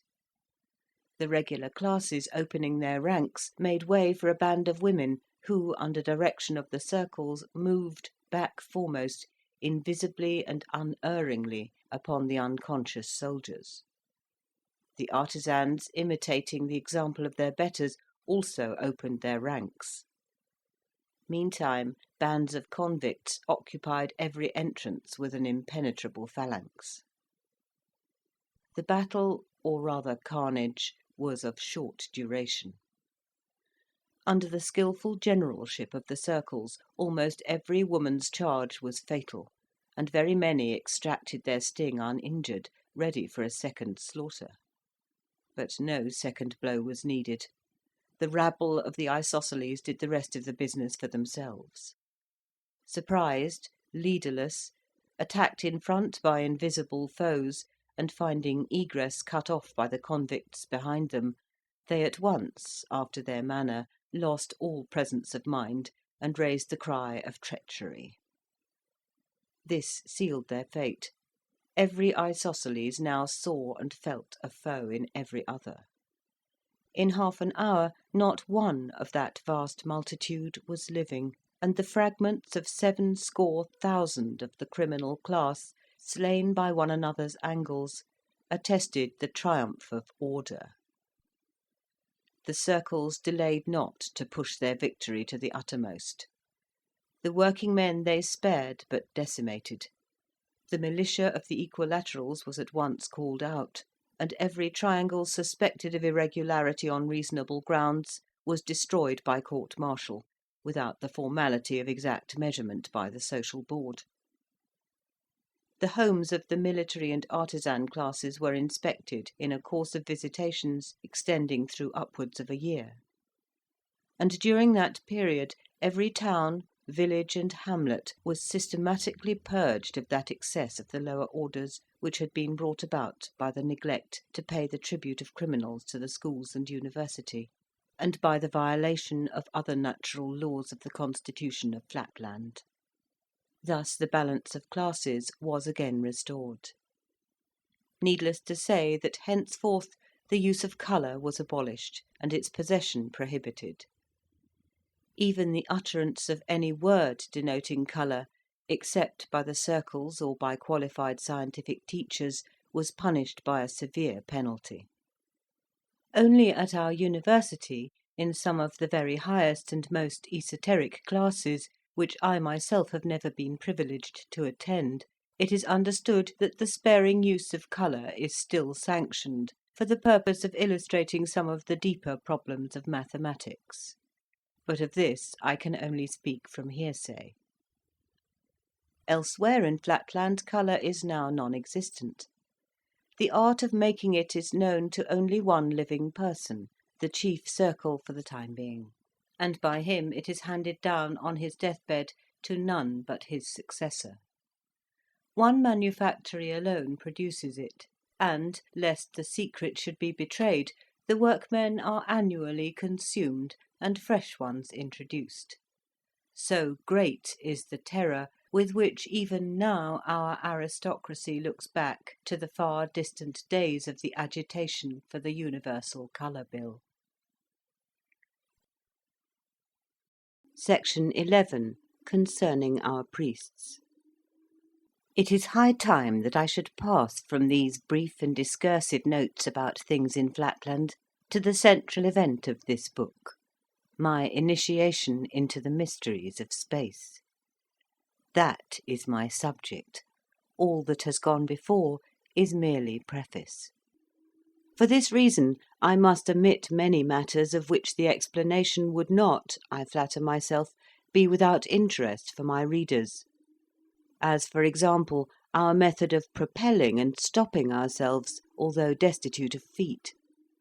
the means by which we give fixity to structures of wood, stone, or brick, although of course we have no hands, nor can we lay foundations as you can, nor avail ourselves of the lateral pressure of the earth. The manner in which the rain originates in the intervals between our various zones, so that the northern regions do not intercept the moisture from falling on the southern. The nature of our hills and mines, our trees and vegetables, our seasons and harvests. Our alphabet and method of writing adapted to our linear tablets.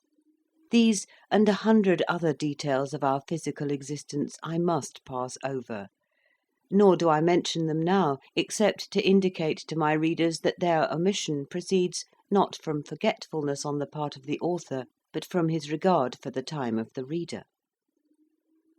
Yet before I proceed to my legitimate subject, some few final remarks will no doubt be expected by my readers upon those pillars and mainstays of the constitution of Flatland, the controllers of our conduct and shapers of our destiny, the objects of universal homage and almost of adoration.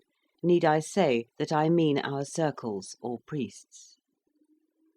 When I call them priests, let me not be understood as meaning no more than the term denotes with you. With us, our priests are administrators of all business, art, and science, directors of trade, commerce, generalship, architecture, engineering, education, statesmanship, legislature, morality, theology. Doing nothing themselves, they are the causes of everything worth doing that is done by others. Although popularly every one called a circle is deemed a circle, yet among the better educated classes it is known that no circle is really a circle, but only a polygon with a very large number of very small sides. In proportion to the number of the sides, the polygon approximates to a circle, and when the number is very great, say for example 300 or 400, it is extremely difficult for the most delicate touch to feel any polygonal angles. Let me say rather, it would be difficult, for, as I have shown above, recognition by feeling is unknown among the highest society, and to feel a circle would be considered a most audacious insult. This habit of abstention from feeling in the best society enables a circle the more easily to sustain the veil of mystery in which from his earliest years he is wont to enwrap the exact nature of his perimeter or circumference. 3 feet being the average perimeter, it follows that, in a polygon of 300 sides, each side will be no more than the 100th part of a foot in length, or little more than the 10th part of an inch; and in a polygon of 600 or 700 sides, the sides are little larger than the diameter of a Spaceland pinhead. It is always assumed, by courtesy, that the chief circle for the time being has 10,000 sides. The ascent of the posterity of the circles in the social scale is not restricted, as it is among the lower regular classes, by the law of nature, which limits the increase of sides to 1 in each generation. If it were so, the number of sides in a circle would be a mere question of pedigree and arithmetic, and the 497th descendant of an equilateral triangle would necessarily be a polygon with 500 sides. But this is not the case. Nature's law prescribes 2 antagonistic decrees affecting circular propagation. First, that as the race climbs higher in the scale of development, so development shall proceed at an accelerated pace. Second, that in the same proportion the race shall become less fertile. Consequently, in the home of a polygon of 400 or 500 sides, it is rare to find a son. More than one is never seen. On the other hand, the son of a 500-sided polygon has been known to possess 550 or even 600 sides. Art also steps in to help the process of the higher evolution. Our physicians have discovered that the small and tender sides of an infant polygon of the higher class can be fractured, and his whole frame reset, with such exactness that a polygon of 200 or 300 sides sometimes, by no means always, for the process is attended with serious risk, but sometimes overleaps 200 or 300 generations, and, as it were, doubles at a stroke the number of his progenitors and the nobility of his descent. Many a promising child is sacrificed in this way. Scarcely 1 out of 10 survives. Yet so strong is the parental ambition among those polygons who are, as it were, on the fringe of the circular class, that it is very rare to find a nobleman of that position in society who has neglected to place his firstborn son in the circular neo-therapeutic gymnasium before he has attained the age of a month. 1 year determines success or failure. At the end of that time the child has, in all probability, added 1 more to the tombstones that crowd the neo-therapeutic cemetery. But on rare occasions a glad procession bears back the little one to his exultant parents, no longer a polygon, but a circle, at least by courtesy. And a single instance of so blessed a result induces multitudes of polygonal parents to submit to similar domestic sacrifices, which have a dissimilar issue. Section 12 of the Doctrine of Our Priests. As to the doctrine of the circles, it may briefly be summed up in a single maxim: attend to your configuration. Whether political, ecclesiastical, or moral, all their teaching has for its object the improvement of individual and collective configuration, with special reference, of course, to the configuration of the circles, to which all other objects are subordinated. It is the merit of the circles that they have effectually suppressed those ancient heresies which led men to waste energy and sympathy in the vain belief that conduct depends upon will, effort, training, encouragement, praise, or anything else but configuration. It was Pantocyclus, the illustrious circle mentioned above as the queller of the colour revolt, who first convinced mankind that configuration makes the man; that if, for example, you are born an isosceles with 2 uneven sides, you will assuredly go wrong unless you have them made even, for which purpose you must go to the isosceles hospital. Similarly, if you are a triangle or square, or even a polygon, born with any irregularity, you must be taken to one of the regular hospitals to have your disease cured. Otherwise you will end your days in the state prison, or by the angle of the state executioner. All faults or defects, from the slightest misconduct to the most flagitious crime, Pantocyclus attributed to some deviation from perfect regularity in the bodily figure, caused perhaps, if not congenital, by some collision in a crowd, by neglect to take exercise, or by taking too much of it, or even by a sudden change of temperature resulting in a shrinkage or expansion in some too susceptible part of the frame.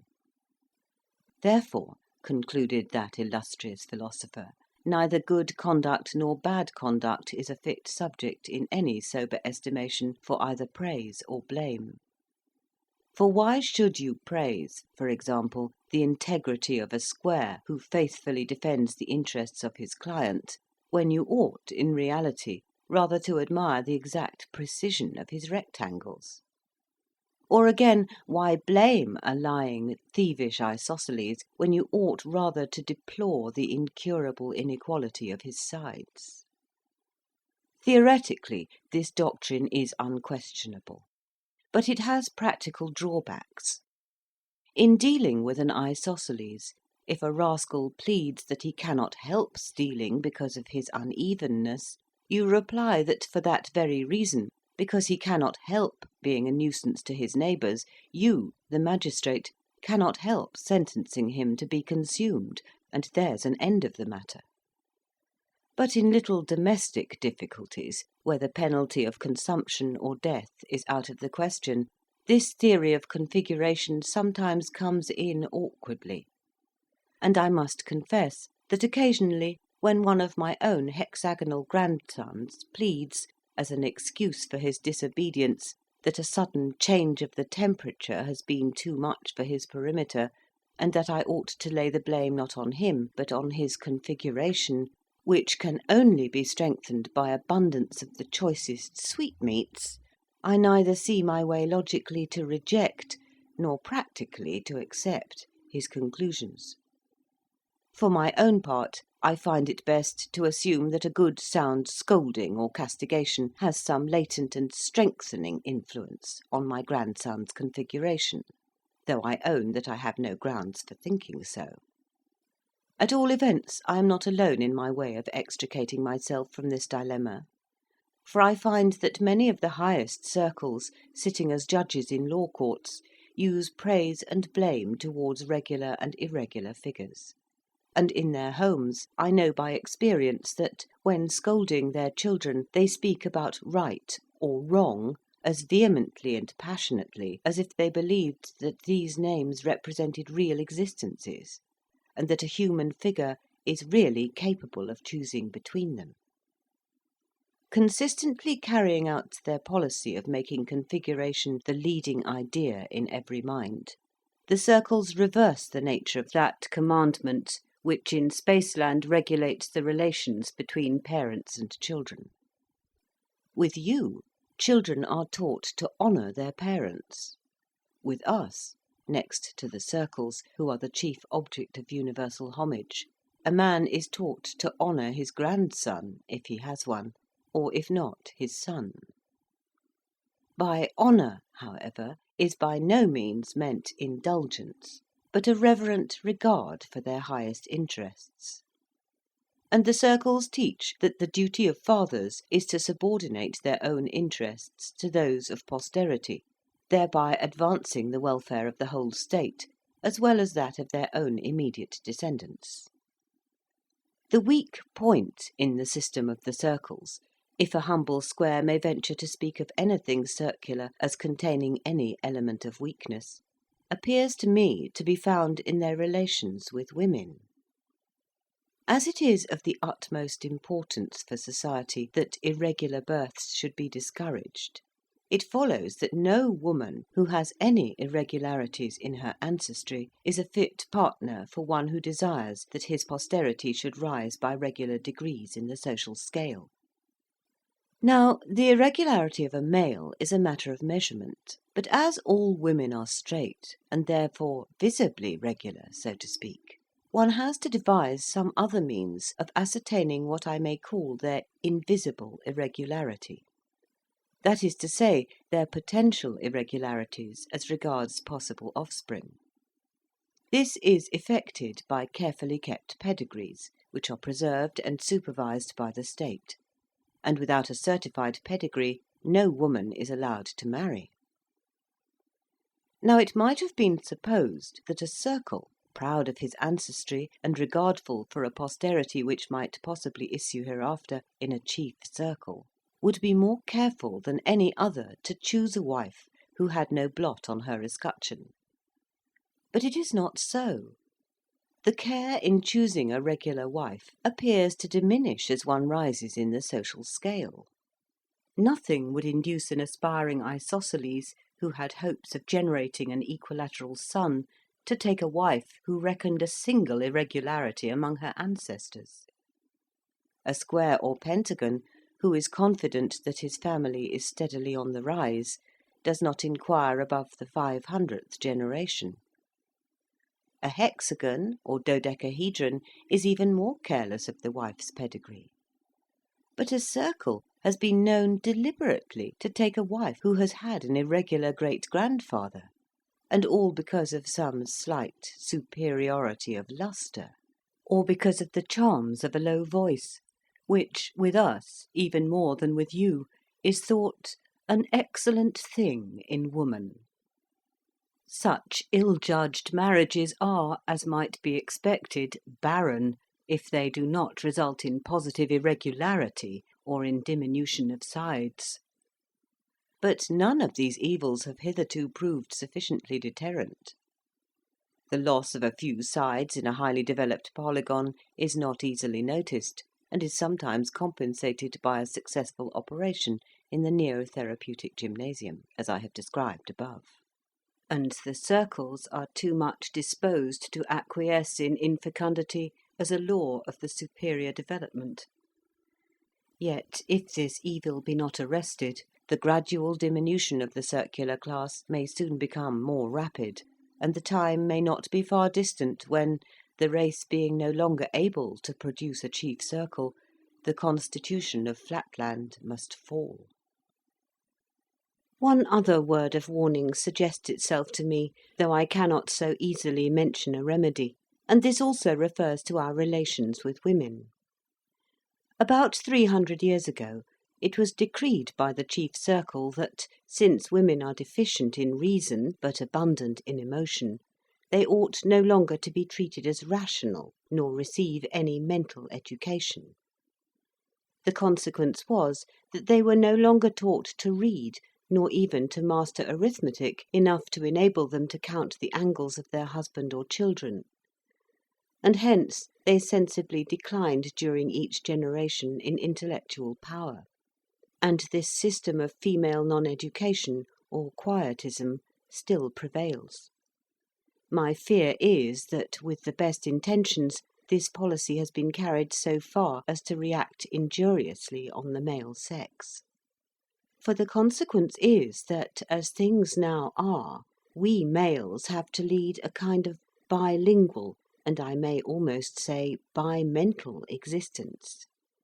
With the women we speak of love, duty, right, wrong, pity, hope, and other irrational and emotional conceptions which have no existence, and the fiction of which has no object except to control feminine exuberances. But among ourselves and in our books we have an entirely different vocabulary, and I may almost say idiom. Love then becomes the anticipation of benefits, duty becomes necessity or fitness, and other words are correspondingly transmuted.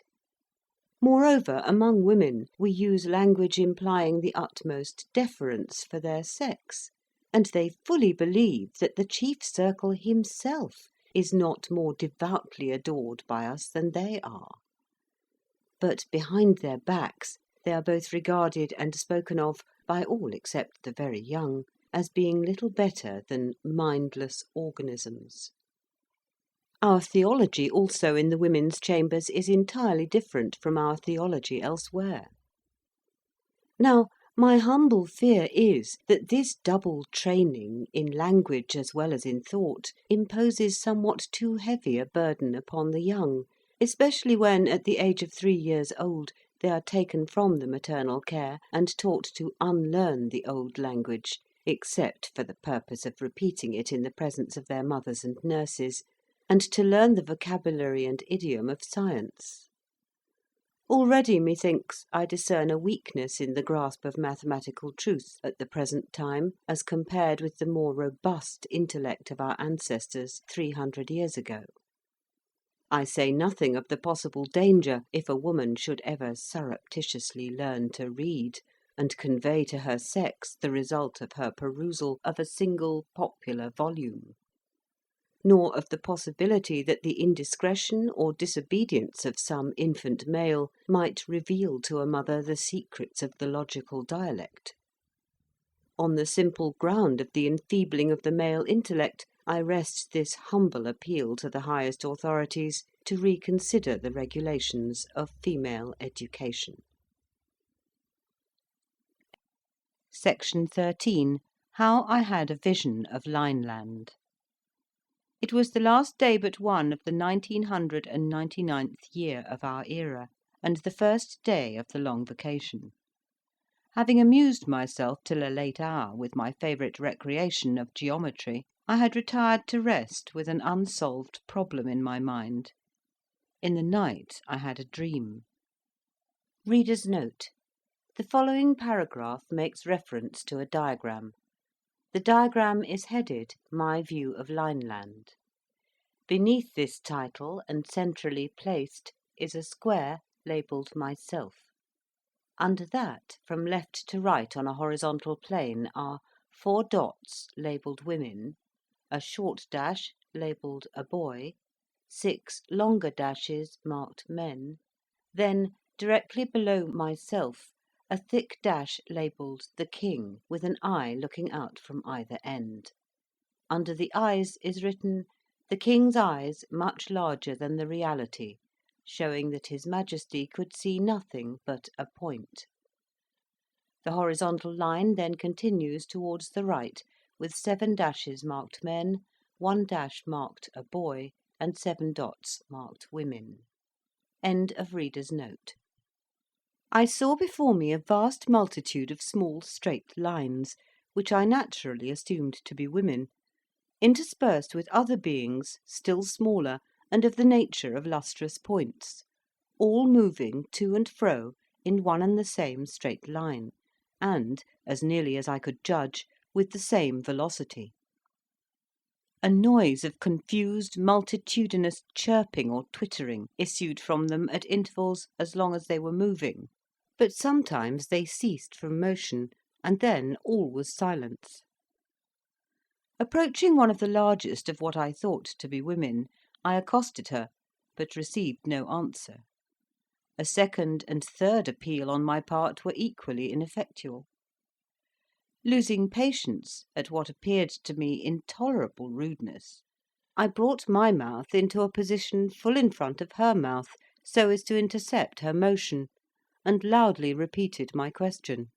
"Woman, what signifies this concourse, and this strange and confused chirping, and this monotonous motion to and fro in one and the same straight line?" "I am no woman," replied the small line. "I am the monarch of the world. But thou, whence intrudest thou into my realm of Lineland?" Receiving this abrupt reply, I begged pardon if I had in any way startled or molested his Royal Highness, and, describing myself as a stranger, I besought the king to give me some account of his dominions. But I had the greatest possible difficulty in obtaining any information on points that really interested me; for the monarch could not refrain from constantly assuming that whatever was familiar to him must also be known to me, and that I was simulating ignorance in jest. However, by persevering questions, I elicited the following facts.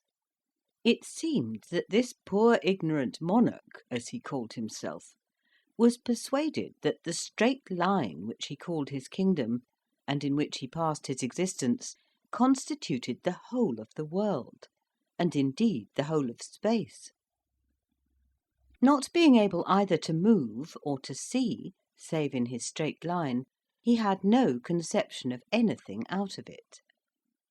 Though he had heard my voice when I first addressed him, the sounds had come to him in a manner so contrary to his experience that he had made no answer, seeing no man, as he expressed it, and hearing a voice, as it were, from my own intestines. Until the moment when I placed my mouth in his world, he had neither seen me nor heard anything except confused sounds beating against what I called his side, but what he called his inside or stomach. Nor had he, even now, the least conception of the region from which I had come. Outside his world, or line, all was a blank to him; nay, not even a blank, for a blank implies space; say, rather, all was non-existent. His subjects, of whom the small lines were men, and the points women, were all alike confined in motion and eyesight to that single straight line, which was their world. It need scarcely be added that the whole of their horizon was limited to a point. Nor could any one ever see anything but a point. Man, woman, child, thing, each was a point to the eye of a Linelander. Only by the sound of the voice could sex or age be distinguished. Moreover, as each individual occupied the whole of the narrow path, so to speak, which constituted his universe, and no one could move to the right or left to make way for passers-by, it followed that no Linelander could ever pass another. Once neighbours, always neighbours. Neighbourhood with them was like marriage with us. Neighbours remained neighbours till death did them part. Such a life, with all vision limited to a point, and all motion to a straight line, seemed to me inexpressibly dreary, and I was surprised to note the vivacity and cheerfulness of the king. Wondering whether it was possible, amid circumstances so unfavourable to domestic relations, to enjoy the pleasures of conjugal union, I hesitated for some time to question His Royal Highness on so delicate a subject. But at last I plunged into it by abruptly inquiring as to the health of his family. "My wives and children," he replied, "are well and happy."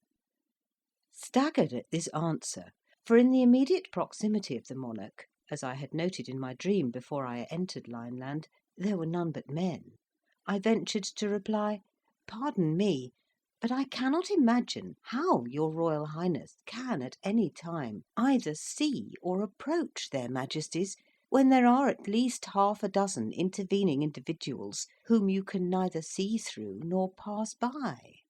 Is it possible that in Lineland proximity is not necessary for marriage and for the generation of children?" "How can you ask so absurd a question?" replied the monarch. "If it were indeed as you suggest, the universe would soon be depopulated. No, no, neighbourhood is needless for the union of hearts, and the birth of children is too important a matter to have been allowed to depend on such an accident as proximity. You cannot be ignorant of this. Yet, since you are pleased to affect ignorance, I will instruct you as if you were the veriest baby in Lineland. Know, then, that marriages are consummated by means of the faculty of sound and the sense of hearing. You are, of course, aware that every man has two mouths or voices, as well as two eyes, a bass at one and a tenor at the other of his extremities. I should not mention this, but that I have been unable to distinguish your tenor in the course of our conversation." I replied that I had but one voice, and that I had not been aware that His Royal Highness had two. "That confirms my impression," said the king, "that you are not a man, but a feminine monstrosity with a bass voice and an utterly uneducated ear. But to continue. Nature herself having ordained that every man should wed two wives—" "Why two?" asked I. "You carry your affected simplicity too far," he cried. "How can there be a completely harmonious union without the combination of the four in one, viz., the bass and tenor of the man, and the soprano and contralto of the two women?" "But supposing," said I, "that a man should prefer one wife, or three?" "It is impossible," he said. "It is as inconceivable as that two and one should make five, or that the human eye should see a straight line." I would have interrupted him, but he proceeded as follows: "Once in the middle of each week, a law of nature compels us to move to and fro with a rhythmic motion of more than usual violence, which continues for the time you would take to count 101.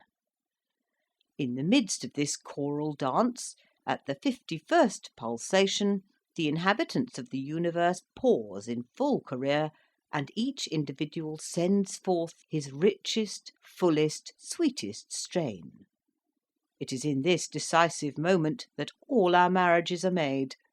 So exquisite is the adaptation of bass to treble, of tenor to contralto, that oftentimes the loved ones, though 20,000 leagues away, recognise at once the responsive note of their destined lover, and penetrating the paltry obstacles of distance, love unites the three. The marriage in that instant consummated results in a threefold male and female offspring, which takes its place in Lineland." "What, always threefold?" said I. "Must one wife, then, always have twins?" "Base-voiced monstrosity! Yes," replied the King. "How else could the balance of the sexes be maintained, if 2 girls were not born for every boy? Would you ignore the very alphabet of nature?"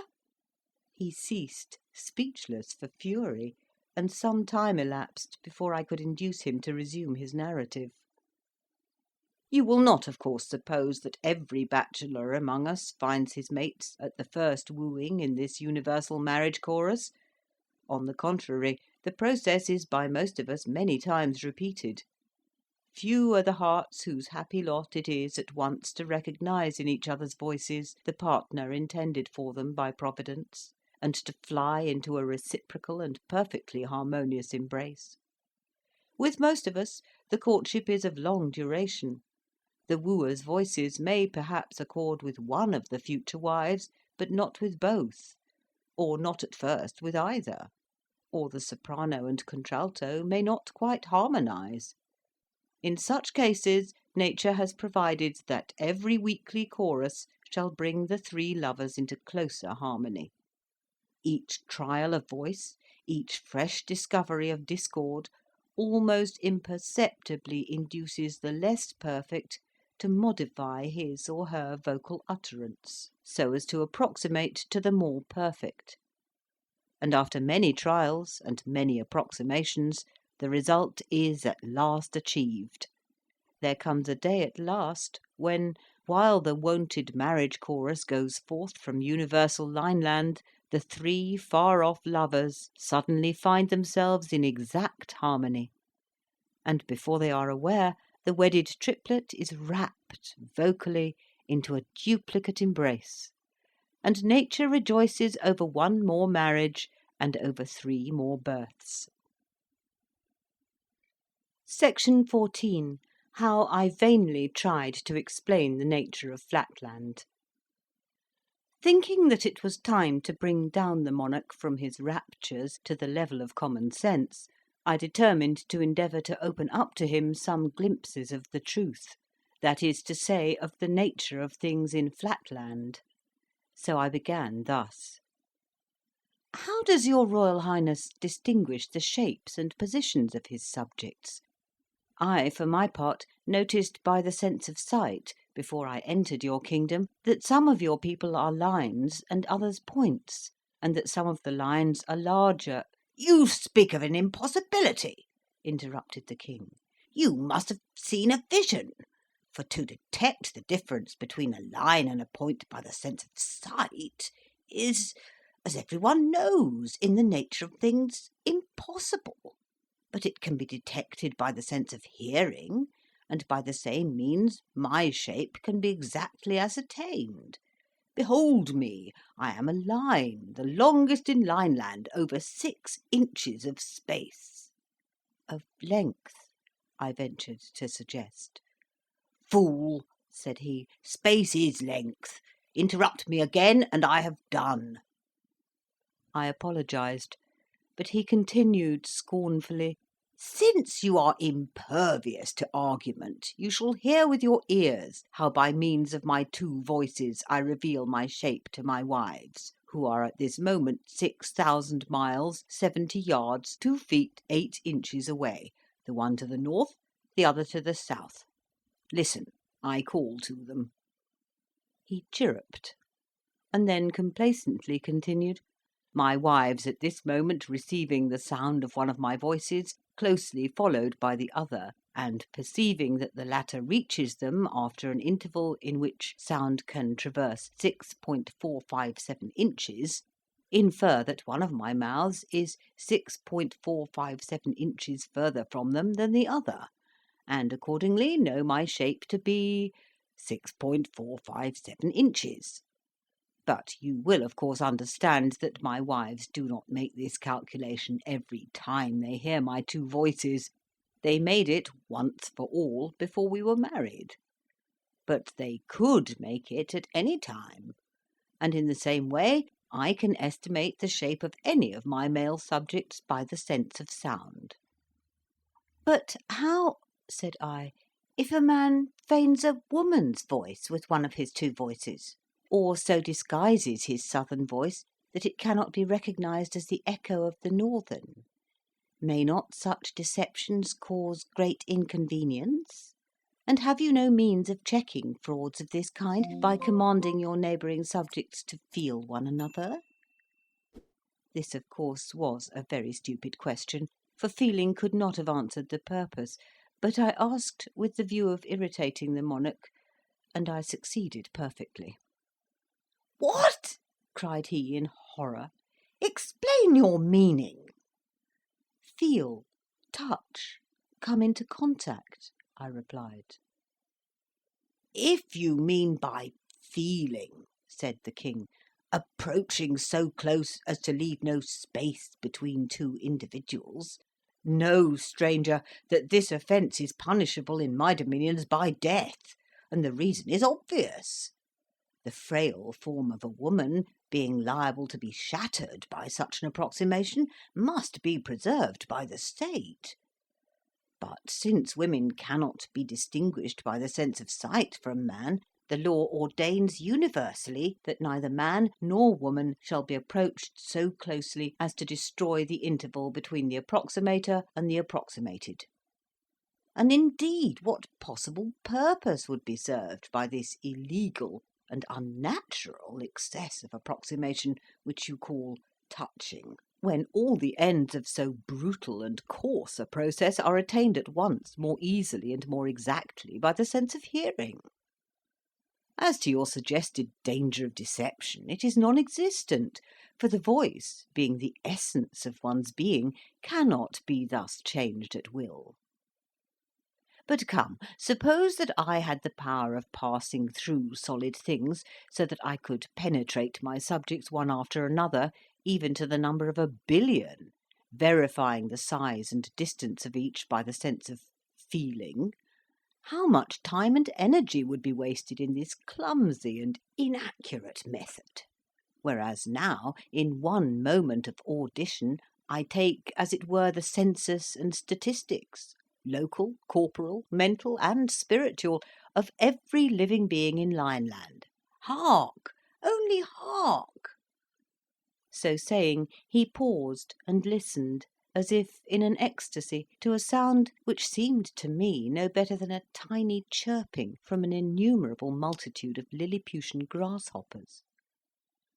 "Truly," replied I, "your sense of hearing serves you in good stead, and fills up many of your deficiencies.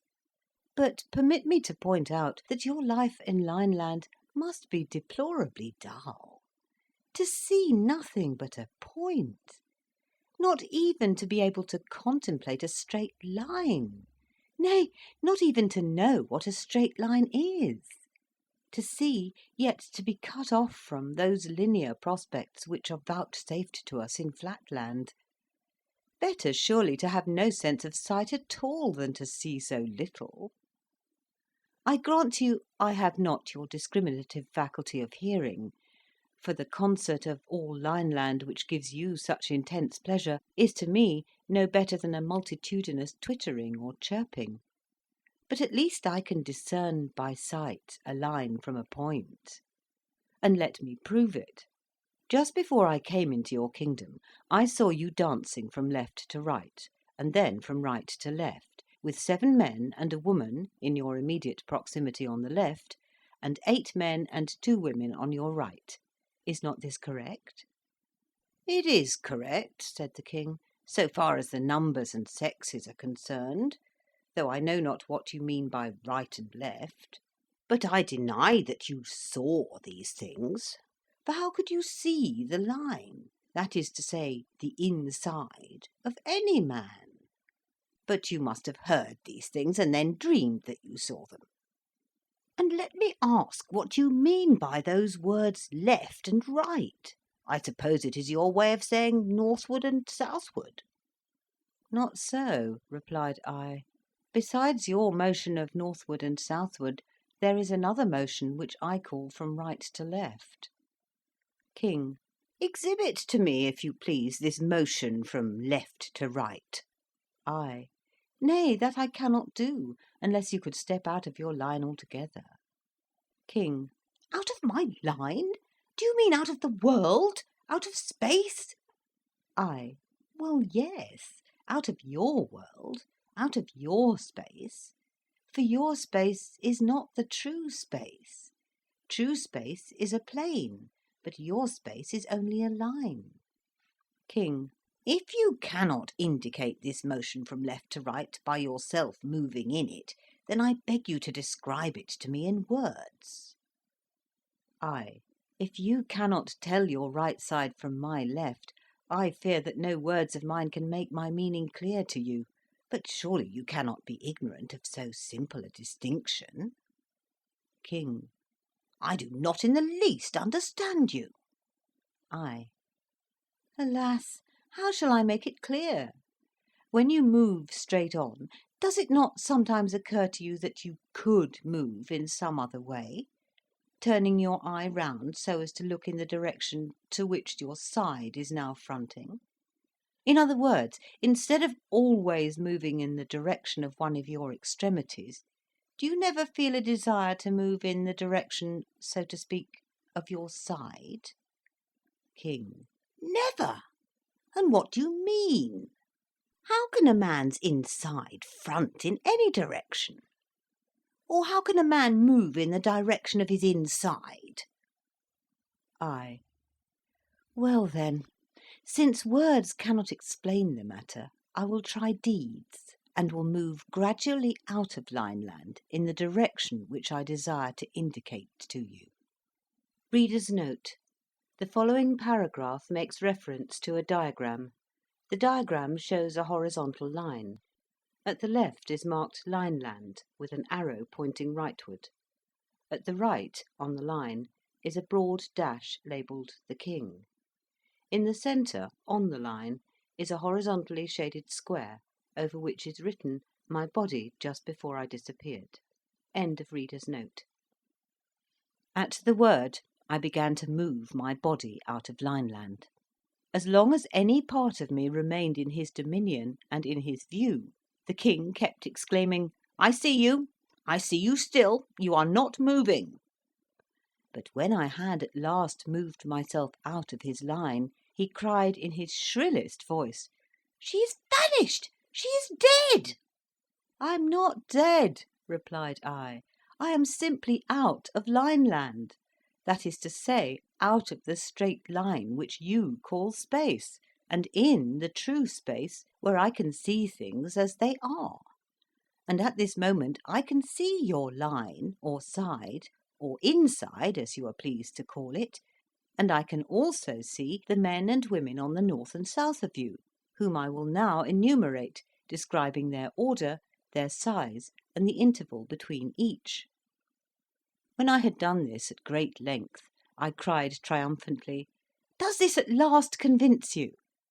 And with that I once more entered Lineland, taking up the same position as before. But the monarch replied, "If you were a man of sense, though as you appear to have only one voice, I have little doubt you are not a man but a woman, but if you had a particle of sense, you would listen to reason. You ask me to believe that there is another line besides that which my senses indicate, and another motion besides that of which I am daily conscious. I, in return, ask you to describe in words, or indicate by motion, that other line of which you speak. Instead of moving, you merely exercise some magic art of vanishing and returning to sight. And instead of any lucid description of your new world, you simply tell me the numbers and sizes of some 40 of my retinue, facts known to any child in my capital. Can anything be more irrational or audacious? Acknowledge your folly, or depart from my dominions." Furious at his perversity, and especially indignant that he professed to be ignorant of my sex, I retorted in no measured terms, "Besotted being! You think yourself the perfection of existence, while you are in reality the most imperfect and imbecile. You profess to see, whereas you can see nothing but a point. You plume yourself on inferring the existence of a straight line, but I can see straight lines and infer the existence of angles, triangles, squares, pentagons, hexagons, and even circles. Why waste more words? Suffice it that I am the completion of your incomplete self. You are a line, but I am a line of lines, called in my country a square. And even I, infinitely superior though I am to you, am of little account among the great nobles of Flatland, whence I have come to visit you, in the hope of enlightening your ignorance." Hearing these words, the king advanced towards me with a menacing cry, as if to pierce me through the diagonal; and in that same moment there arose from myriads of his subjects a multitudinous war cry, increasing in vehemence, till at last methought it rivalled the roar of an army of 100,000 isosceles and the artillery of 1,000 pentagons. Spellbound and motionless, I could neither speak nor move to avert the impending destruction; and still the noise grew louder and the king came closer, when I awoke to find the breakfast bell recalling me to the realities of Flatland. Section 15. Concerning a stranger from Spaceland. From dreams I proceed to facts. It was the last day of the 1999th year of our era. The pattering of the rain had long ago announced nightfall, and I was sitting in the company of my wife, musing on the events of the past and the prospects of the coming year, the coming century, the coming millennium. Footnote: when I say sitting, of course I do not mean any change of attitude such as you in Spaceland signify by that word; for, as we have no feet, we can no more sit nor stand, in your sense of the word, than one of your soles or flounders. Nevertheless, we perfectly well recognise the different mental states of volition implied in lying, sitting, and standing, which are to some extent indicated to a beholder by a slight increase of lustre corresponding to the increase of volition. But on this and 1,000 other kindred subjects time forbids me to dwell. End of footnote. My 4 sons and 2 orphan grandchildren had retired to their several apartments, and my wife alone remained with me to see the old millennium out and the new one in. I was wrapped in thought, pondering in my mind some words that had casually issued from the mouth of my youngest grandson, a most promising young hexagon of unusual brilliancy and perfect angularity. His uncles and I had been giving him his usual practical lesson in sight recognition, turning ourselves upon our centres, now rapidly, now more slowly, and questioning him as to our positions; and his answers had been so satisfactory that I had been induced to reward him by giving him a few hints on arithmetic as applied to geometry. Taking 9 squares, each an inch every way, I had put them together so as to make one large square with a side of 3 inches; and I had hence proved to my little grandson that, though it was impossible for us to see the inside of the square, yet we might ascertain the number of square inches in a square by simply squaring the number of inches in the side. And thus, said I, we know that 3 squared, or 9, represents the number of square inches in a square whose side is 3 inches long. The little hexagon meditated on this a while, and then said to me, "But you have been teaching me to raise numbers to the 3rd power. I suppose 3 cubed must mean something in geometry. What does it mean?"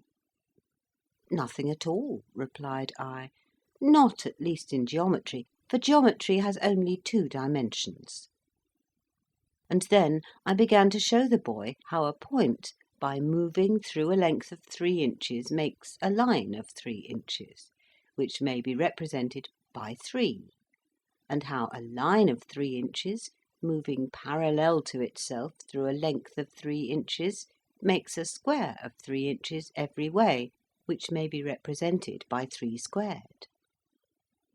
Upon this, my grandson, again returning to his former suggestion, took me up rather suddenly and exclaimed, "Well then, if a point by moving 3 inches makes a line of 3 inches represented by 3, and if a straight line of 3 inches moving parallel to itself makes a square of 3 inches every way represented by 3 squared, it must be that a square of 3 inches every way, moving somehow parallel to itself, but I don't see how, must make a something else, but I don't see what, of 3 inches every way, and this must be represented by 3 cubed." "Go to bed," said I, a little ruffled by his interruption. "If you would talk less nonsense, you would remember more sense." So my grandson had disappeared in disgrace, and there I sat by my wife's side, endeavouring to form a retrospect of the year 1999, and of the possibilities of the year 2000, but not quite able to shake off the thoughts suggested by the prattle of my bright little hexagon. Only a few sands now remained in the half-hour glass. Rousing myself from my reverie, I turned the glass northward for the last time in the old millennium, and in the act I exclaimed aloud, "The boy is a fool!" Straightway I became conscious of a presence in the room, and a chilling breath thrilled through my very being. "He is no such thing!" cried my wife, "and you are breaking the commandments in thus dishonouring your own grandson." But I took no notice of her. Looking round in every direction, I could see nothing, yet still I felt a presence, and shivered as the cold whisper came again. I started up. "What is the matter?" said my wife. "There is no draught. What are you looking for? There is nothing." There was nothing, and I resumed my seat, again exclaiming, "The boy is a fool, I say. 3 cubed can have no meaning in geometry." At once there came a distinctly audible reply. "The boy is not a fool, and 3 cubed has an obvious geometrical meaning." My wife, as well as myself, heard the words, although she did not understand their meaning, and both of us sprang forward in the direction of the sound. What was our horror when we saw before us a figure! At the first glance it appeared to be a woman seen sideways, but a moment's observation showed me that the extremities passed into dimness too rapidly to represent one of the female sex, and I should have thought it a circle, only that it seemed to change its size in a manner impossible for a circle, or for any irregular figure of which I had had experience. But my wife had not my experience, nor the coolness necessary to note these characteristics. With the usual hastiness and unreasoning jealousy of her sex, she flew at once to the conclusion that a woman had entered the house through some small aperture. "How comes this person here?" she exclaimed. "You promised me, my dear, that there should be no ventilators in our new house." "Nor are there any," said I. "But what makes you think that the stranger is a woman? I see by my power of sight recognition—" "Oh, I have no patience with your sight recognition," replied she. "Feeling is believing, and a straight line to the touch is worth a circle to the sight. 2 proverbs very common with the frailer sex in Flatland." "Well," said I, for I was afraid of irritating her, "if it must be so, demand an introduction." Assuming her most gracious manner, my wife advanced towards the stranger. "Permit me, madam, to feel and be felt by—" then suddenly recoiling, "Oh, it is not a woman, and there are no angles either, not a trace of one. Can it be that I have so misbehaved to a perfect circle?" "I am indeed, in a sense, a circle," replied the voice, "and a more perfect circle than any in Flatland. But, to speak more accurately, I am many circles in one." Then he added more mildly, "I have a message, dear madam, to your husband, which I must not deliver in your presence, and if you would suffer us to retire for a few minutes." But my wife would not listen to the proposal that our august visitor should so incommode himself, and assuring the circle that the hour for her own retirement had long passed, with many reiterated apologies for her recent indiscretion, she at last retreated to her apartment. I glanced at the half-hour glass. The last sands had fallen. The second millennium had begun. Section 16. How the stranger vainly endeavoured to reveal to me in words the mysteries of Spaceland. As soon as the sound of my wife's retreating footsteps had died away, I began to approach the stranger, with the intention of taking a nearer view, and of bidding him be seated; but his appearance struck me dumb and motionless with astonishment. Without the slightest symptoms of angularity, he nevertheless varied every instant, with gradations of size and brightness scarcely possible for any figure within the scope of my experience. The thought flashed across me that I might have before me a burglar or cut-throat, some monstrous irregular isosceles, who, by feigning the voice of a circle, had obtained admission somehow into the house, and was now preparing to stab me with his acute angle. In a sitting-room, the absence of fog, and the season happened to be remarkably dry, made it difficult for me to trust to sight recognition, especially at the short distance at which I was standing. Desperate with fear, I rushed forward with an unceremonious "You must permit me, sir," and felt him. My wife was right. There was not the trace of an angle, not the slightest roughness or inequality. Never in my life had I met with a more perfect circle. He remained motionless while I walked round him, beginning from his eye and returning to it again. Circular he was throughout, a perfectly satisfactory circle; there could not be a doubt of it. Then followed a dialogue, which I will endeavour to set down as near as I can recollect it, omitting only some of my profuse apologies, for I was covered with shame and humiliation that I, a square, should have been guilty of the impertinence of feeling a circle. It was commenced by the stranger, with some impatience at the lengthiness of my introductory process.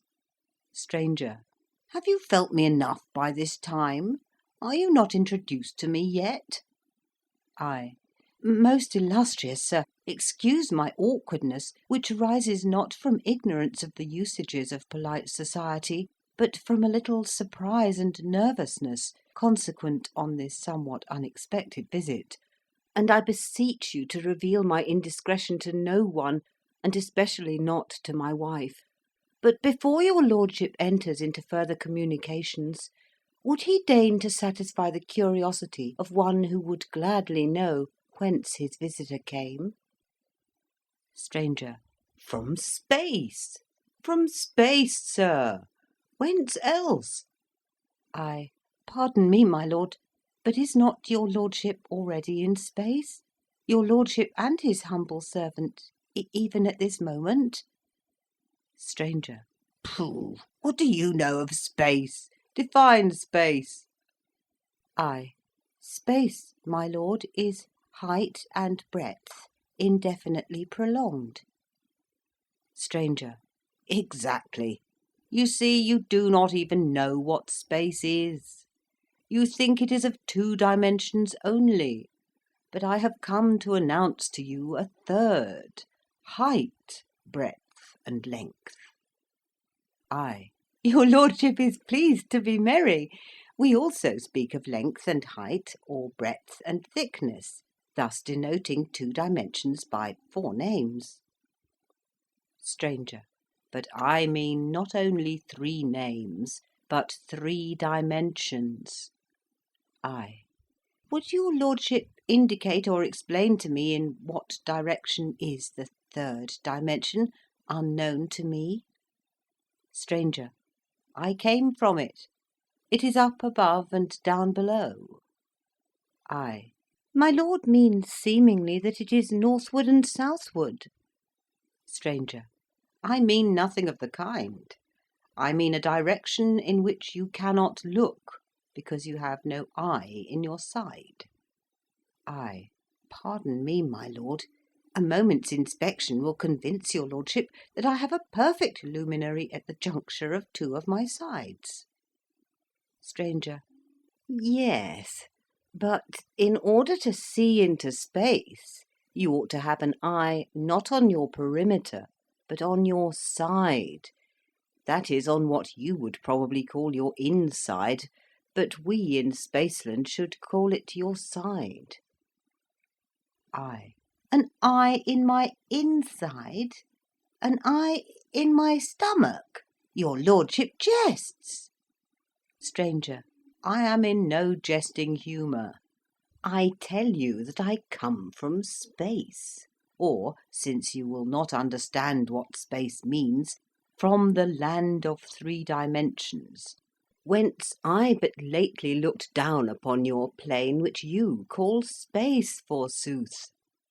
From that position of advantage I discerned all that you speak of as solid, by which you mean enclosed on 4 sides, your houses, your churches, your very chests and safes, yes, even your insides and stomachs, all lying open and exposed to my view.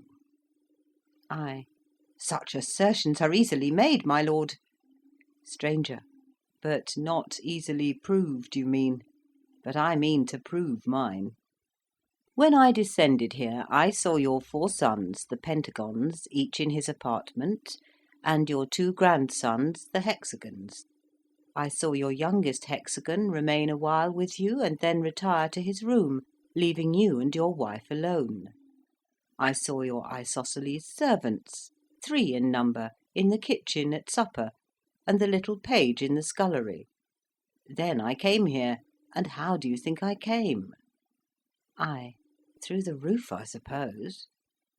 Stranger. Not so. Your roof, as you know very well, has been recently repaired, and has no aperture by which even a woman could penetrate. I tell you, I come from space. Are you not convinced by what I have told you of your children and household? I. Your lordship must be aware that such facts touching the belongings of his humble servant might be easily ascertained by any one in the neighbourhood possessing your lordship's ample means of obtaining information. Stranger. How shall I convince him?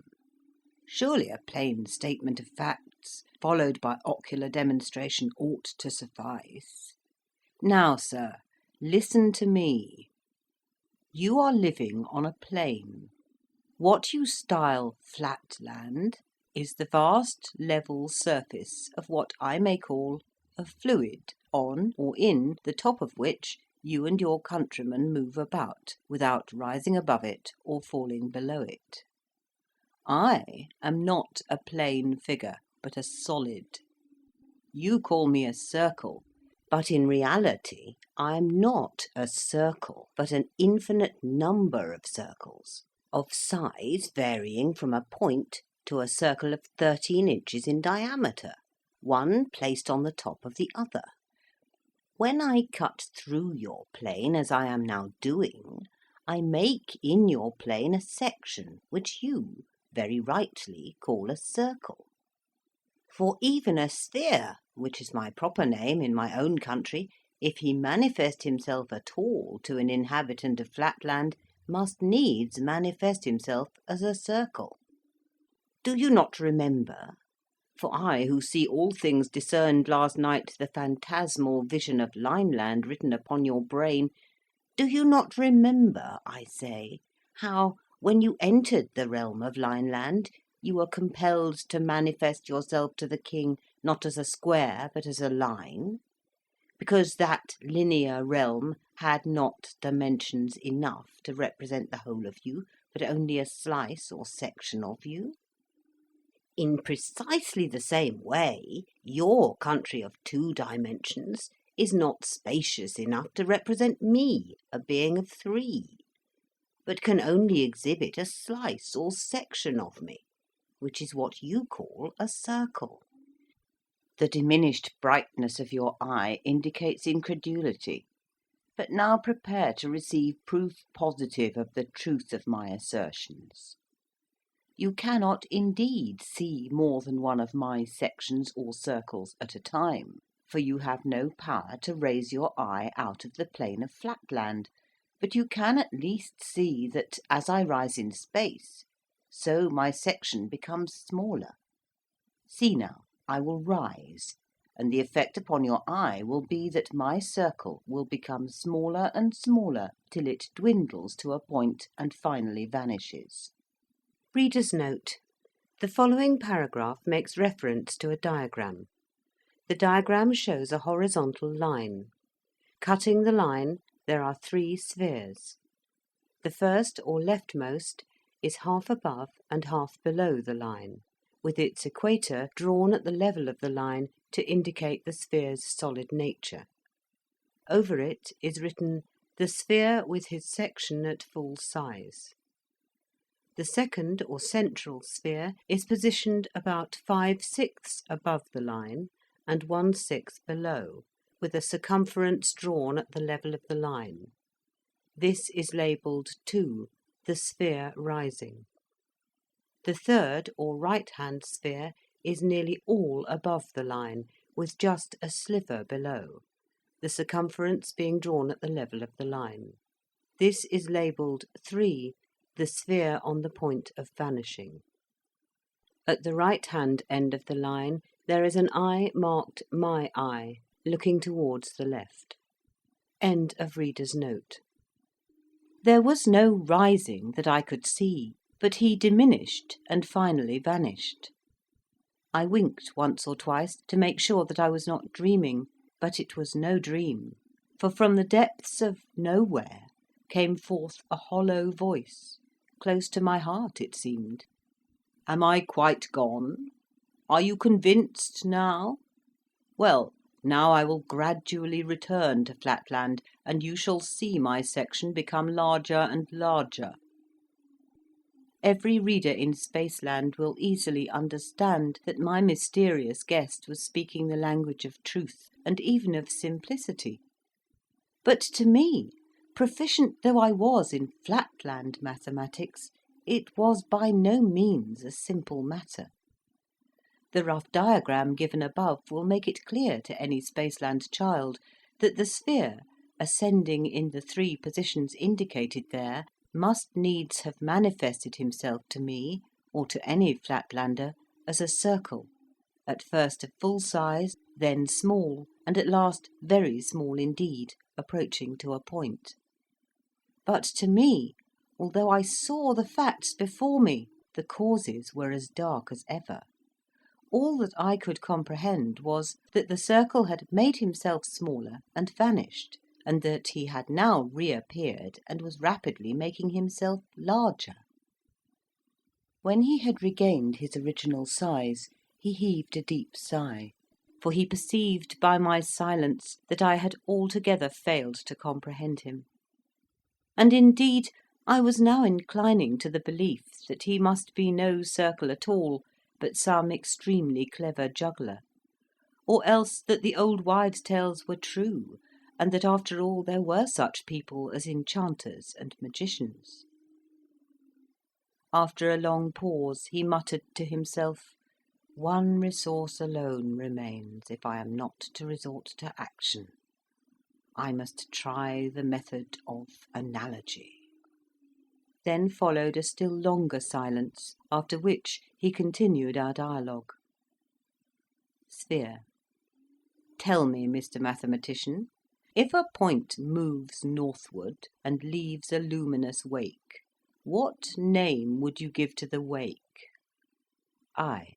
A straight line. Sphere. And a straight line has how many extremities? I. 2. Sphere. Now conceive the northward straight line moving parallel to itself, east and west, so that every point in it leaves behind it the wake of a straight line. What name will you give to the figure thereby formed? We will suppose that it moves through a distance equal to the original straight line. What name, I say? I. A square. Sphere. And how many sides has a square, and how many angles? I. 4 sides and 4 angles. Sphere. Now, stretch your imagination a little and conceive a square in Flatland moving parallel to itself upward. I. What? Northward? Sphere. No, not northward, upward. Out of Flatland altogether. If it moved northward, the southern points in the square would have to move through the positions previously occupied by the northern points, but that is not my meaning. I mean that every point in you, for you are a square and will serve the purpose of my illustration, every point in you, that is to say in what you call your inside, is to pass upwards through space in such a way that no point shall pass through the position previously occupied by any other point, but each point shall describe a straight line of its own. This is all in accordance with analogy. Surely it must be clear to you. Restraining my impatience, for I was now under a strong temptation to rush blindly at my visitor and to precipitate him into space, or out of Flatland, anywhere, so that I could get rid of him, I replied, "And what may be the nature of the figure which I am to shape out by this motion, which you are pleased to denote by the word upward? I presume it is describable in the language of Flatland?" Sphere. Oh, certainly. It is all plain and simple, and in strict accordance with analogy. Only, by the way, you must not speak of the result as being a figure, but as a solid. But I will describe it to you, or rather not I, but analogy.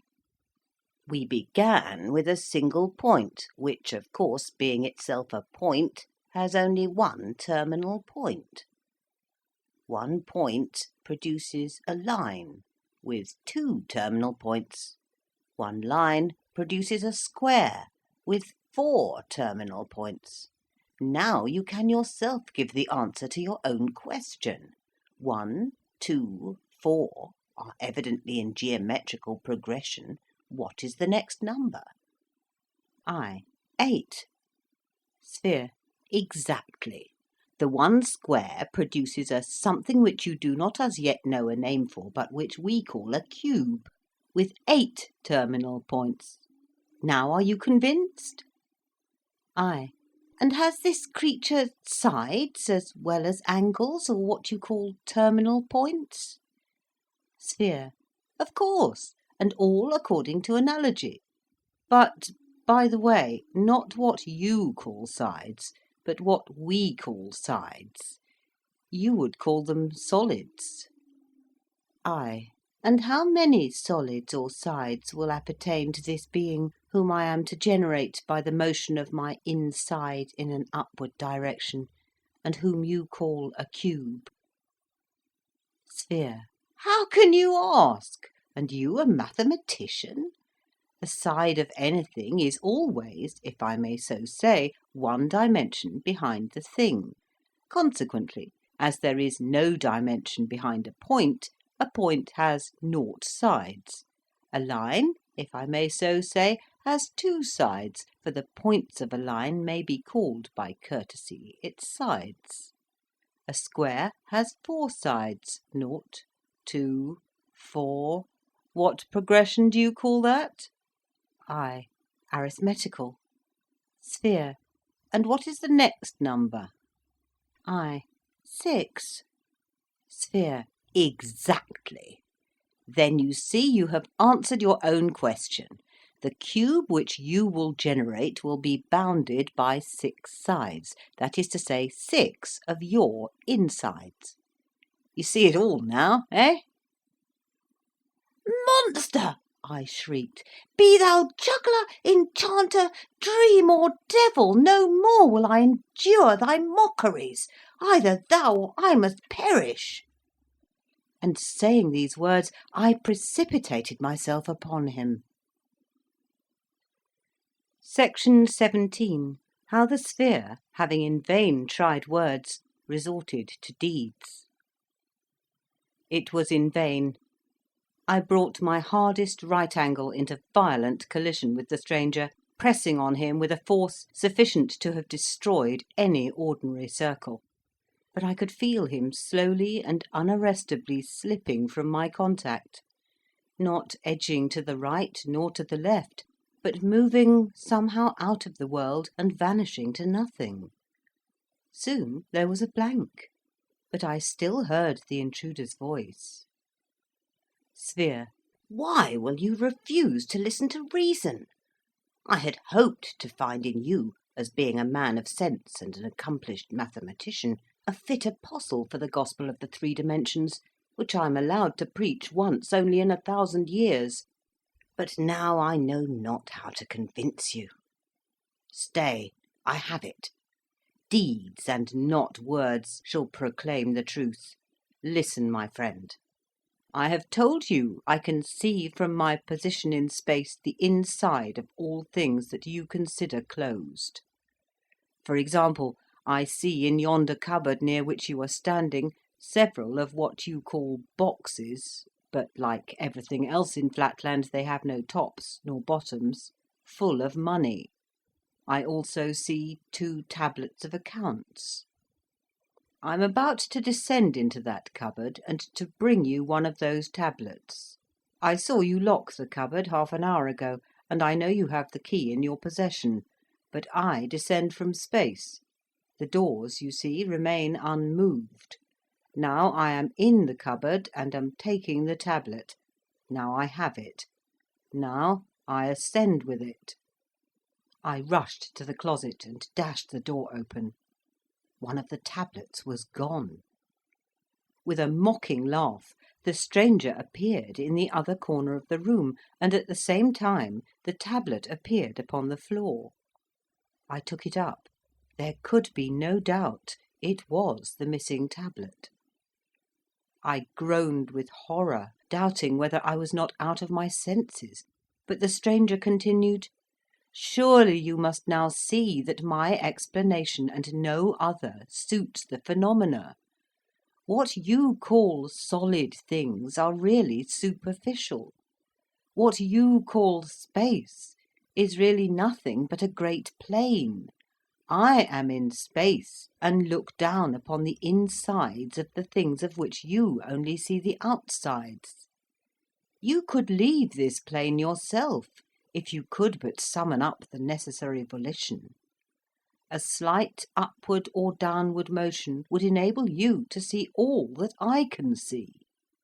The higher I mount, and the further I go from your plane, the more I can see, though of course I see it on a smaller scale. For example, I am ascending. Now I can see your neighbour the hexagon and his family in their several apartments. Now I see the inside of the theatre 10 doors off, from which the audience is only just departing, and on the other side a circle in his study sitting at his books. Now I shall come back to you, and as a crowning proof, what do you say to my giving you a touch, just the least touch, in your stomach? It will not seriously injure you, and the slight pain you may suffer cannot be compared with the mental benefit you will receive." Before I could utter a word of remonstrance, I felt a shooting pain in my inside, and a demoniacal laugh seemed to issue from within me. A moment afterwards, the sharp agony had ceased, leaving nothing but a dull ache behind, and the stranger began to reappear, saying, as he gradually increased in size, "There, I have not hurt you much, have I? If you are not convinced now, I don't know what will convince you. What say you?" My resolution was taken. It seemed intolerable that I should endure existence subject to the arbitrary visitations of a magician who could thus play tricks with one's very stomach. If only I could in any way manage to pin him against the wall till help came. Once more I dashed my hardest angle against him, at the same time alarming the whole household by my cries for aid. I believe, at the moment of my onset, the stranger had sunk below our plane, and really found difficulty in rising. In any case, he remained motionless, while I, hearing, as I thought, the sound of some help approaching, pressed against him with redoubled vigour, and continued to shout for assistance. A convulsive shudder ran through the sphere. "This must not be," I thought I heard him say. "Either he must listen to reason, or I must have recourse to the last resource of civilization." Then, addressing me in a louder tone, he hurriedly exclaimed, "Listen! No stranger must witness what you have witnessed. Send your wife back at once, before she enters the apartment. The gospel of 3 dimensions must not be thus frustrated. Not thus must the fruits of 1,000 years of waiting be thrown away. I hear her coming. Back! Back! Away from me! Or you must go with me, whither you know not, into the land of 3 dimensions." "Fool! Madman! Irregular!" I exclaimed. "Never will I release thee. Thou shalt pay the penalty of thine impostures." "Ha! Is it come to this?" thundered the stranger. "Then meet your fate. Out of your plane you go. Once, twice, thrice. 'Tis done."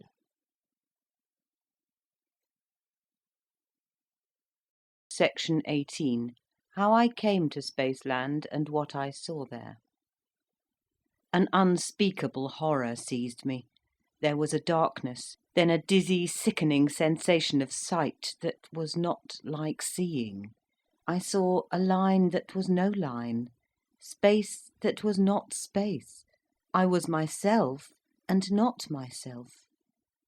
When I could find voice, I shrieked aloud in agony, "Either this is madness, or it is hell!" "It is neither," calmly replied the voice of the sphere. "It is knowledge. It is 3 dimensions. Open your eye once again, and try to look steadily." I looked, and behold, a new world. There stood before me, visibly incorporate, all that I had before inferred, conjectured, dreamed, of perfect circular beauty. What seemed the centre of the stranger's form lay open to my view. Yet I could see no heart, nor lungs, nor arteries, only a beautiful, harmonious something, for which I had no words. But you, my readers in Spaceland, would call it the surface of the sphere. Prostrating myself mentally before my guide, I cried, "How is it, O divine ideal of consummate loveliness and wisdom, that I see thy inside, and yet cannot discern thy heart, thy lungs, thy arteries, thy liver?" "What you think you see not," he replied. "It is not given to you, nor to any other being, to behold my internal parts. I am of a different order of beings from those in Flatland. Were I a circle, you could discern my intestines; but I am a being composed, as I told you before, of many circles, the many in the one, called in this country a sphere. And just as the outside of a cube is a square, so the outside of a sphere presents the appearance of a circle." Bewildered though I was by my teacher's enigmatic utterance, I no longer chafed against it, but worshipped him in silent adoration. He continued with more mildness in his voice, "Distress not yourself if you cannot at first understand the deeper mysteries of Spaceland. By degrees they will dawn upon you. Let us begin by casting back a glance at the region whence you came. Return with me a while to the plains of Flatland. and I will show you that which you have so often reasoned and thought about, but never seen with the sense of sight: a visible angle." "Impossible!" I cried. But, the sphere leading the way, I followed as if in a dream, till once more his voice arrested me. "Look yonder, and behold your own pentagonal house and all its inmates." Reader's note: the following paragraph refers to a detailed diagram. The diagram shows the points of the compass with north at the top. Next to this there is a large equal-sided pentagon sitting on a horizontal base. Centrally placed on the lower left edge of the pentagon there is an opening labelled "Men's Door," the size of the opening being about a quarter of the length of that edge. This door leads into a large central space labelled the Hall, which is otherwise surrounded by rooms. The position of these rooms will now be described. Clockwise from the northern point, the upper right edge is divided equally between two rooms, labelled in order "My Study" and "My Bedroom." The left-hand wall of the study runs vertically down from the northern point, and the right-hand wall is parallel to the lower right edge of the pentagon. The study has a door into the hall, and there is an isosceles triangle inside, labelled "The Page." Sharing a wall with the study is my rhomboid-shaped bedroom, the right-hand wall of which is the top quarter of the lower right-hand edge of the pentagon. It shares a wall and communicating door with the room to the south, labelled "My Wife's Apartment." About 3/10 down the lower right edge, there is a narrow opening labelled "Women's Door." This leads into a long, narrow room labelled "My Wife's Apartment."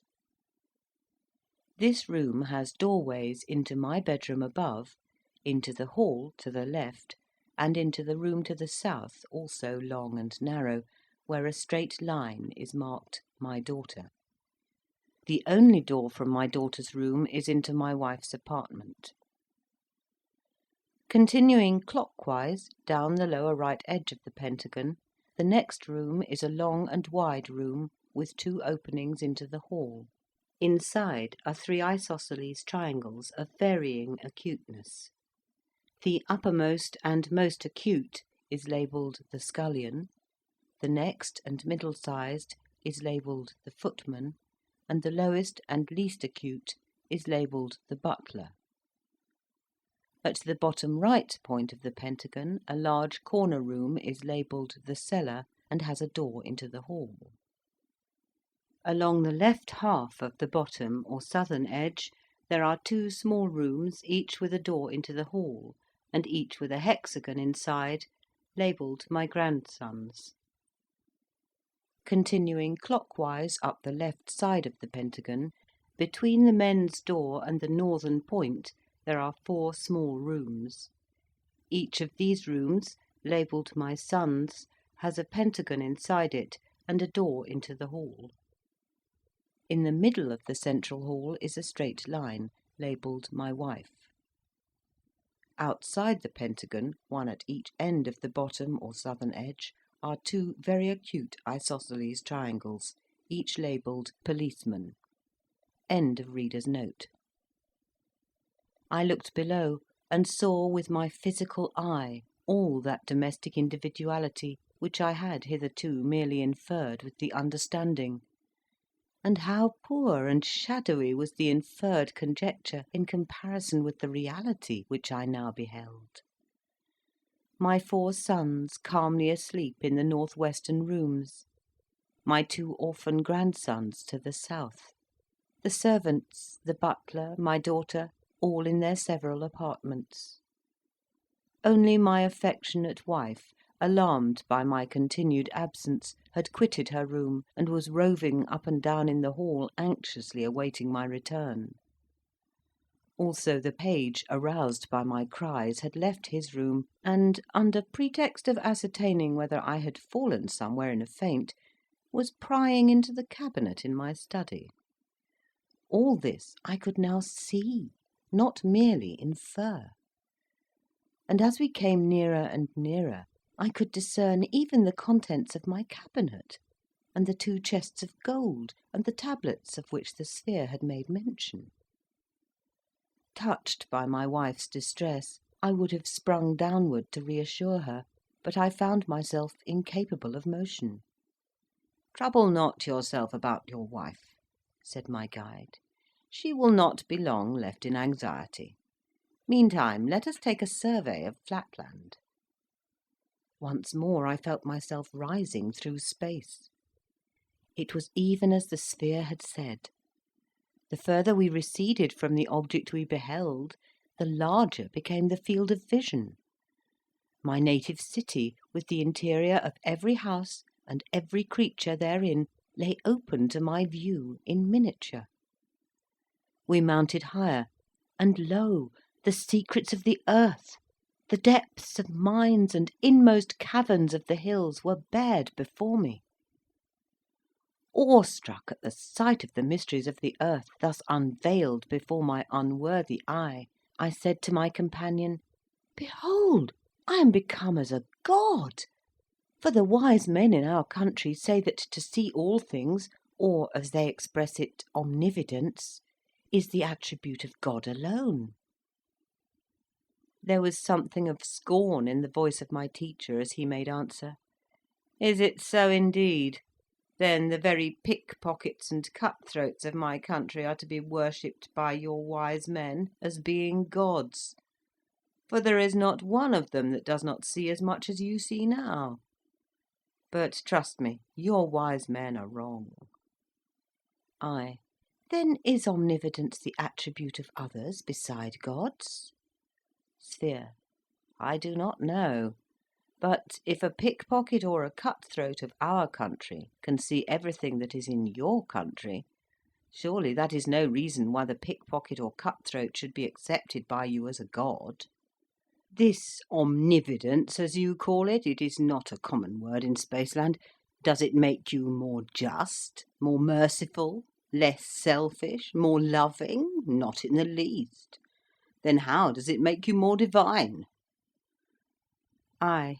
More merciful, more loving? But these are the qualities of women, and we know that a circle is a higher being than a straight line, in so far as knowledge and wisdom are more to be esteemed than mere affection. Sphere.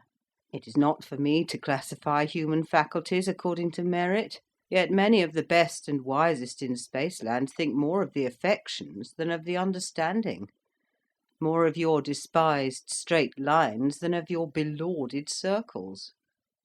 But enough of this. Look yonder. Do you know that building? I looked, and afar off I saw an immense polygonal structure, in which I recognised the General Assembly Hall of the States of Flatland, surrounded by dense lines of pentagonal buildings at right angles to each other, which I knew to be streets, and I perceived that I was approaching the great metropolis. "Here we descend," said my guide. It was now morning, the first hour of the first day of the 2000th year of our era. Acting, as was their wont, in strict accordance with precedent, the highest circles of the realm were meeting in solemn conclave, as they had met on the first hour of the first day of the year 1000, and also on the first hour of the first day of the year 0.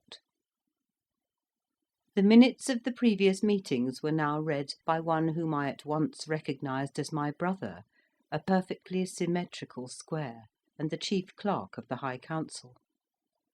It was found recorded on each occasion that, whereas the States had been troubled by divers ill-intentioned persons pretending to have received revelations from another world, and professing to produce demonstrations whereby they had instigated to frenzy both themselves and others, it had been for this cause unanimously resolved by the Grand Council that on the first day of each millenary special injunctions be sent to the prefects in the several districts of Flatland to make strict search for such misguided persons, and without formality of mathematical examination to destroy all such as were isosceles of any degree, to scourge and imprison an irregular triangle, to cause any square or pentagon to be sent to the district asylum, and to arrest any one of higher rank, sending him straightway to the capital to be examined and judged by the council.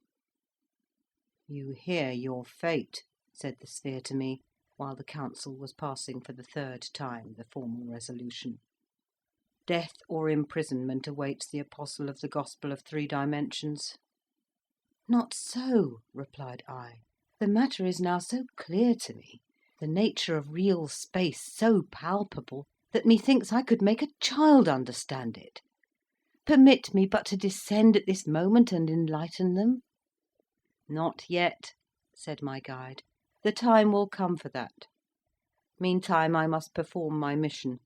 Stay thou there in thy place. Saying these words, he leapt with great dexterity into the sea, if I may so call it, of Flatland, right in the midst of the ring of councillors. I come, cried he, to proclaim that there is a land of 3 dimensions. I could see many of the younger councillors start back in manifest horror as the sphere's circular section widened before them. But on a sign from the presiding circle, who showed not the slightest alarm or surprise, 6 isosceles of a low type from 6 different quarters rushed upon the sphere. "We have him!" they cried. "No! Yes!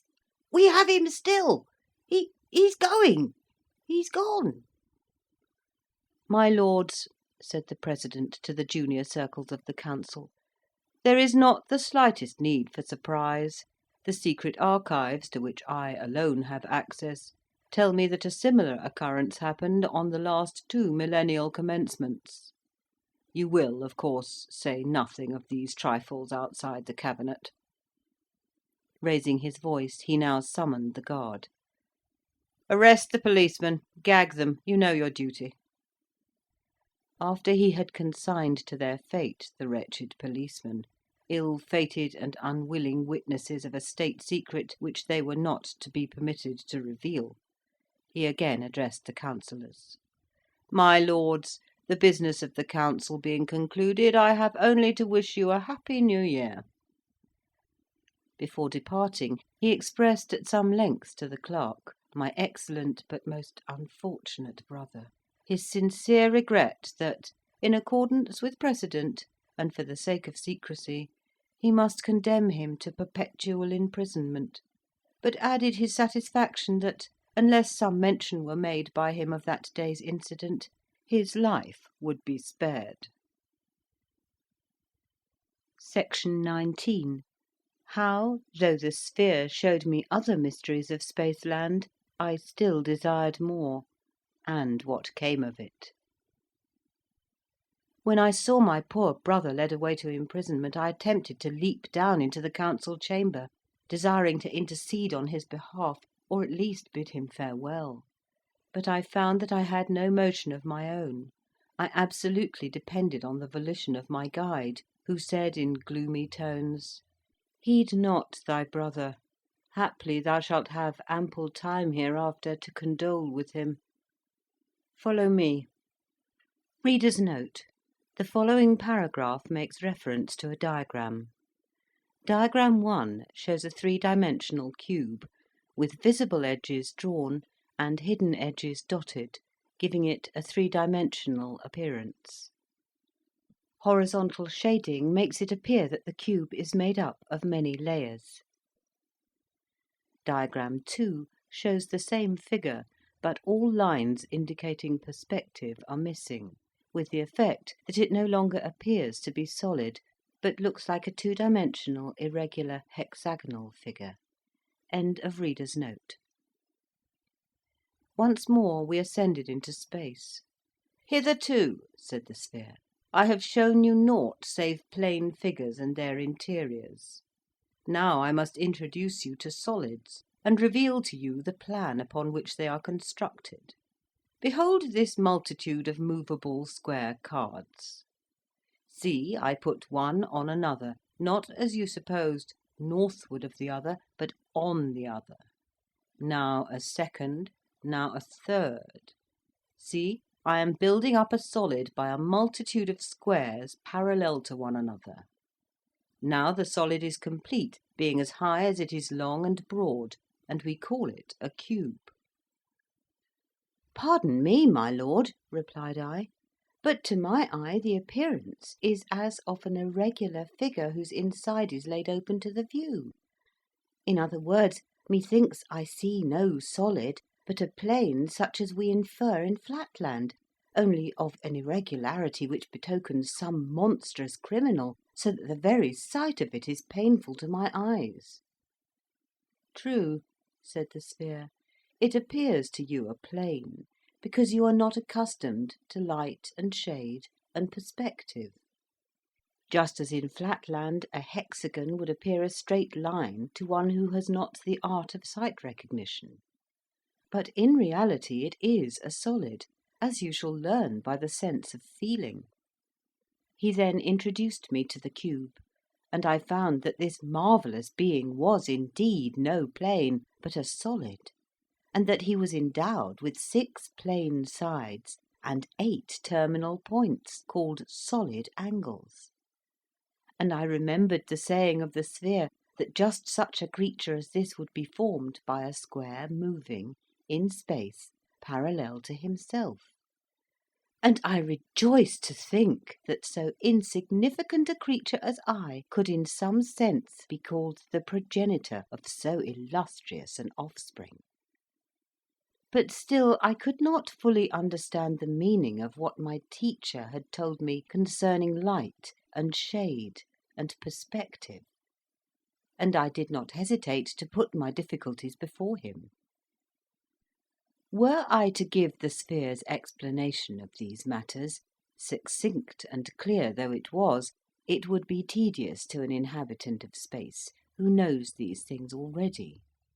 Suffice it that by his lucid statements, and by changing the position of objects and lights, and by allowing me to feel the several objects, and even his own sacred person, he at last made all things clear to me, so that I could now readily distinguish between a circle and a sphere, a plane figure and a solid. This was the climax, the paradise of my strange eventful history. Henceforth I have to relate the story of my miserable fall, most miserable, yet surely most undeserved. For why should the thirst for knowledge be aroused only to be disappointed and punished? My volition shrinks from the painful task of recalling my humiliation. Yet, like a second Prometheus, I will endure this and worse, if by any means I may arouse in the interiors of plain and solid humanity a spirit of rebellion against the conceit which would limit our dimensions to 2 or 3 or any number short of infinity. Away then with all personal considerations.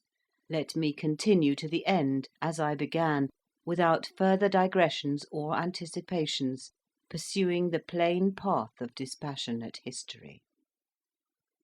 The exact facts, the exact words, and they are burnt in upon my brain, shall be set down without alteration of an iota, and let my readers judge between me and destiny. The Sphere would willingly have continued his lessons by indoctrinating me in the conformation of all regular solids, cylinders, cones, pyramids, pentahedrons, hexahedrons, dodecahedrons, and spheres, but I ventured to interrupt him. Not that I was wearied of knowledge; on the contrary, I thirsted for yet deeper and fuller draughts than he was offering to me. "Pardon me," said I, "O thou whom I must no longer address as the perfection of all beauty, but let me beg thee to vouchsafe thy servant a sight of thine interior." Sphere. My what? I. Thine interior, thy stomach, thy intestines. Sphere. Whence this ill-timed impertinent request? And what mean you by saying that I am no longer the perfection of all beauty? I. My lord, your own wisdom has taught me to aspire to one even more great, more beautiful, and more closely approximate to perfection than yourself. As you yourself, superior to all flatland forms, combine many circles in one, so doubtless there is one above you who combines many spheres in one supreme existence, surpassing even the solids of Spaceland.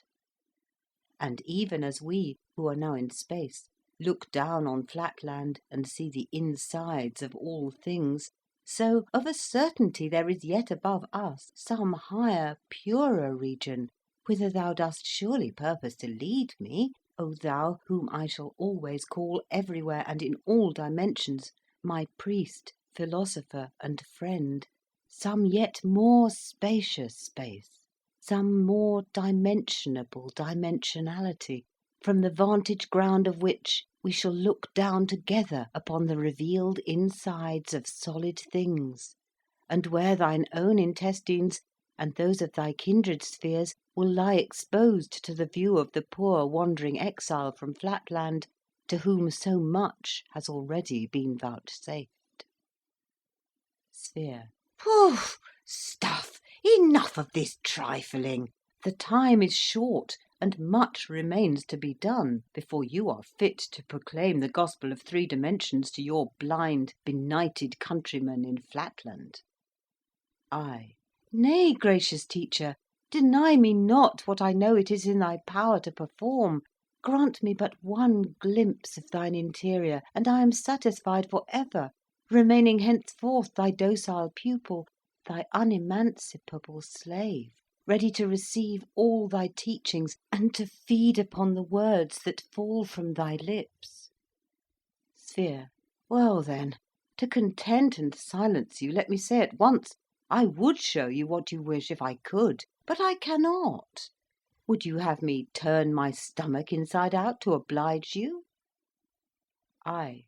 But my lord has shown me the intestines of all my countrymen in the land of 2 dimensions by taking me with him into the land of 3. What therefore more easy than now to take his servant on a second journey into the blessed region of the 4th dimension, where I shall look down with him once more upon this land of 3 dimensions, and see the inside of every 3-dimensioned house, the secrets of the solid earth, the treasures of the mines in Spaceland, and the intestines of every solid living creature, even of the noble and adorable spheres. Sphere. But where is this land of 4 dimensions? I know not, but doubtless my teacher knows. Sphere. Not I. There is no such land. The very idea of it is utterly inconceivable. I. Your lordship tempts his servant to see whether he remembers the revelations imparted to him. Trifle not with me, my lord.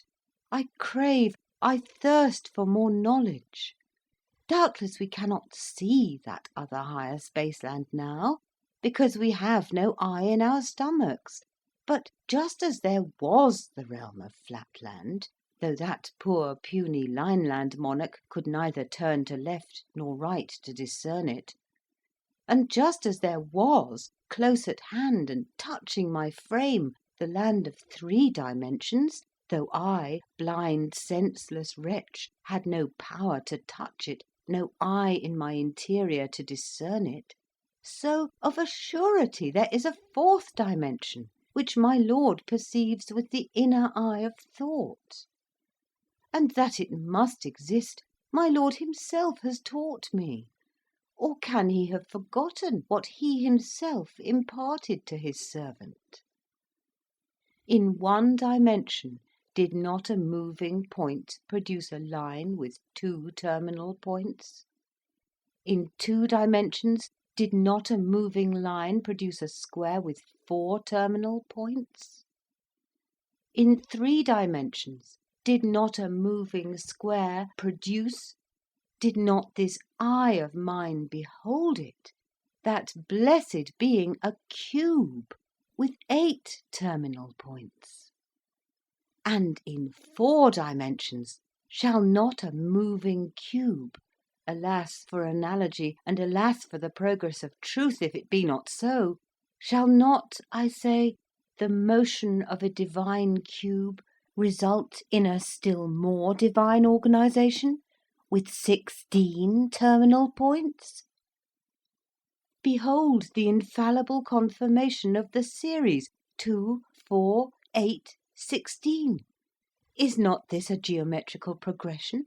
Is not this, if I might quote my Lord's own words, strictly according to analogy? Again, was I not taught by my Lord that as in a line there are 2 bounding points, and in a square there are 4 bounding lines, so in a cube there must be 6 bounding squares? Behold once more the confirming series 2, 4, 6. Is not this an arithmetical progression?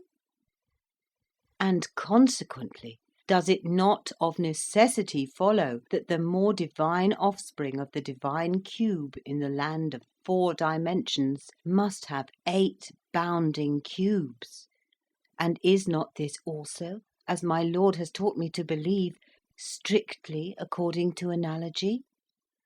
O my Lord, behold! I cast myself in faith upon conjecture, not knowing the facts, and I appeal to your Lordship to confirm or deny my logical anticipations. If I am wrong, I yield, and will no longer demand a 4th dimension, but if I am right, my Lord will listen to reason. I ask, therefore, is it, or is it not, the fact that ere now your countrymen also have witnessed the descent of beings of a higher order than their own, entering closed rooms, even as your Lordship entered mine, without the opening of doors or windows, and appearing and vanishing at will? On the reply to this question I am ready to stake everything. Deny it, and I am henceforth silent. Only vouchsafe an answer. Sphere, after a pause. It is reported so. But men are divided in opinion as to the facts, and even granting the facts, they explain them in different ways, and in any case, however great may be the number of different explanations, no one has adopted or suggested the theory of a 4th dimension. Therefore pray have done with this trifling, and let us return to business. I was certain of it. I was certain that my anticipations would be fulfilled, and now have patience with me, and answer me yet one more question, best of teachers. Those who have thus appeared, no one knows whence, and have returned, no one knows whither, have they also contracted their sections, and vanished somehow into that more spacious space, whither I now entreat you to conduct me? Sphere, moodily. They have vanished, certainly, if they ever appeared. But most people say that these visions arose from the thought. You will not understand me. From the brain, from the perturbed angularity of the seer. I say they so? Oh, believe them not. Or if it indeed be so, that this other space is really thought-land, then take me to that blessed region where I in thought shall see the insides of all solid things. There, before my ravished eye, a cube, moving in some altogether new direction, but strictly according to analogy, so as to make every particle of his interior pass through a new kind of space with a wake of its own, shall create a still more perfect perfection than himself, with 16 terminal extra solid angles, and 8 solid cubes for his perimeter. And once there, shall we stay our upward course? In that blessed region of 4 dimensions, shall we linger on the threshold of the 5th, and not enter therein? Ah, no! Let us rather resolve that our ambition shall soar with our corporal ascent. Then, yielding to our intellectual onset, the gates of the sixth dimension shall fly open, after that a seventh, and then an eighth. How long I should have continued I know not. In vain did the sphere in his voice of thunder reiterate his commands of silence, and threaten me with the direst penalties if I persisted. Nothing could stem the flood of my ecstatic aspirations. Perhaps I was to blame, but indeed I was intoxicated with the recent draughts of truth to which he himself had introduced me. However, the end was not long in coming. My words were cut short by a crash outside, and a simultaneous crash inside me, which impelled me through space with a velocity that precluded speech. Down, down, down. I was rapidly descending, and I knew that return to Flatland was my doom. One glimpse, one last and never to be forgotten glimpse I had of that dull level wilderness, which was now to become my universe again, spread out before my eye. Then a darkness.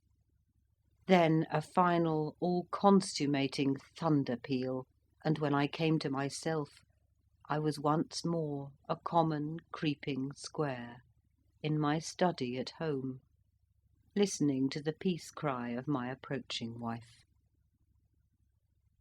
Section 20. How the sphere encouraged me in a vision. Although I had less than a minute for reflection, I felt by a kind of instinct that I must conceal my experiences from my wife. Not that I apprehended at the moment any danger from her divulging my secret, but I knew that to any woman in Flatland the narrative of my adventures must needs be unintelligible. So I endeavoured to reassure her by some story, invented for the occasion, that I had accidentally fallen through the trapdoor of the cellar, and had there lain stunned.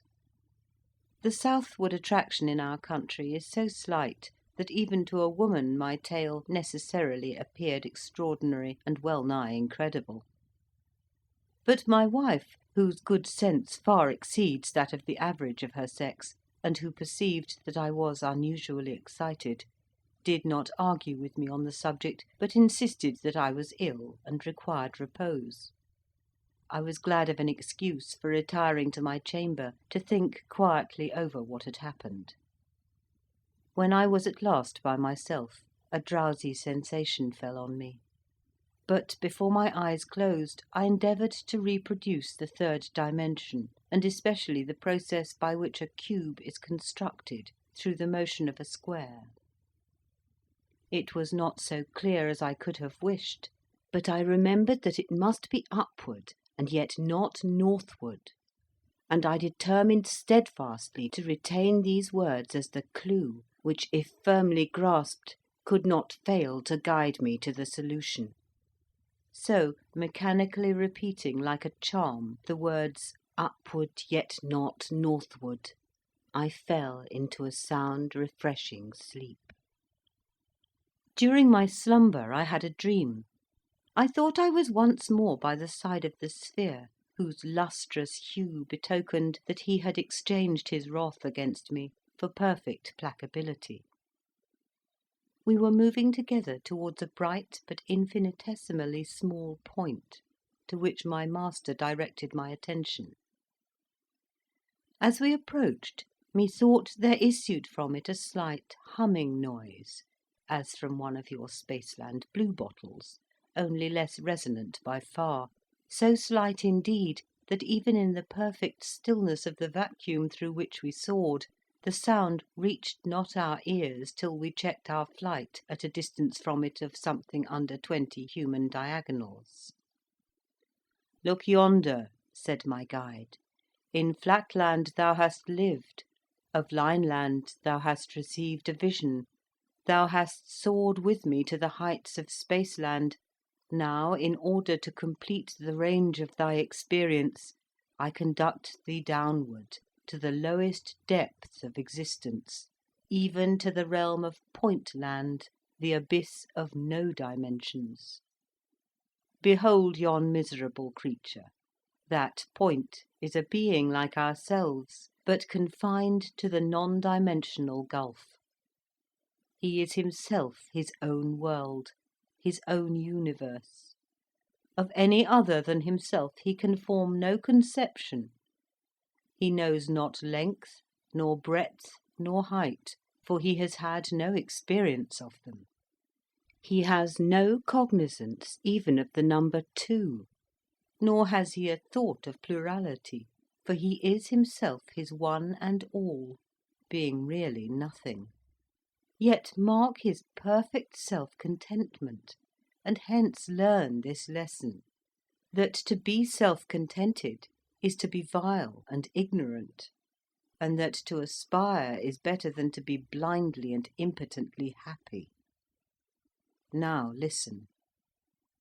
He ceased, and there arose from the little buzzing creature a tiny, low, monotonous, but distinct tinkling, as from one of your Spaceland phonographs, from which I caught these words: "Infinite beatitude of existence, it is, and there is none else beside it."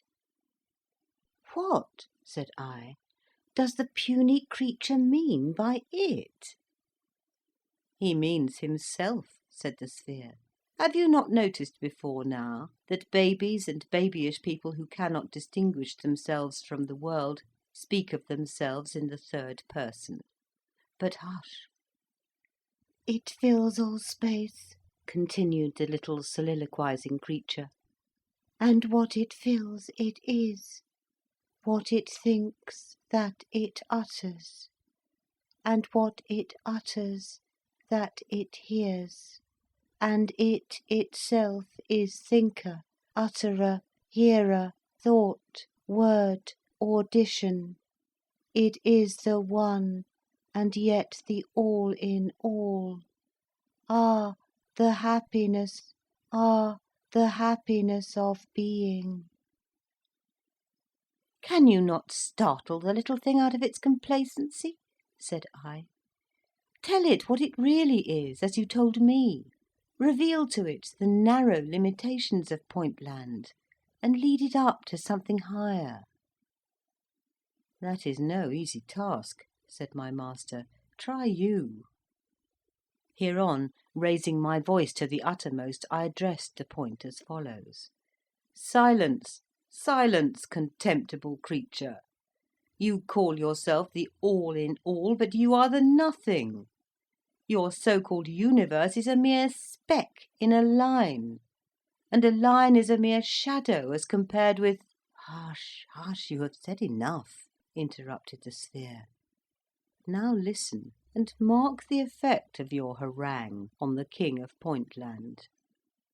The lustre of the monarch, who beamed more brightly than ever upon hearing my words, showed clearly that he retained his complacency, and I had hardly ceased when he took up his strain again. Ah, the joy of thought! What can it not achieve by thinking? Its own thought coming to itself, suggestive of its disparagement, thereby to enhance its happiness. Sweet rebellion stirred up to result in triumph. Ah, the divine creative power of the all-in-one! Ah, the joy of being!" "You see," said my teacher, "how little your words have done?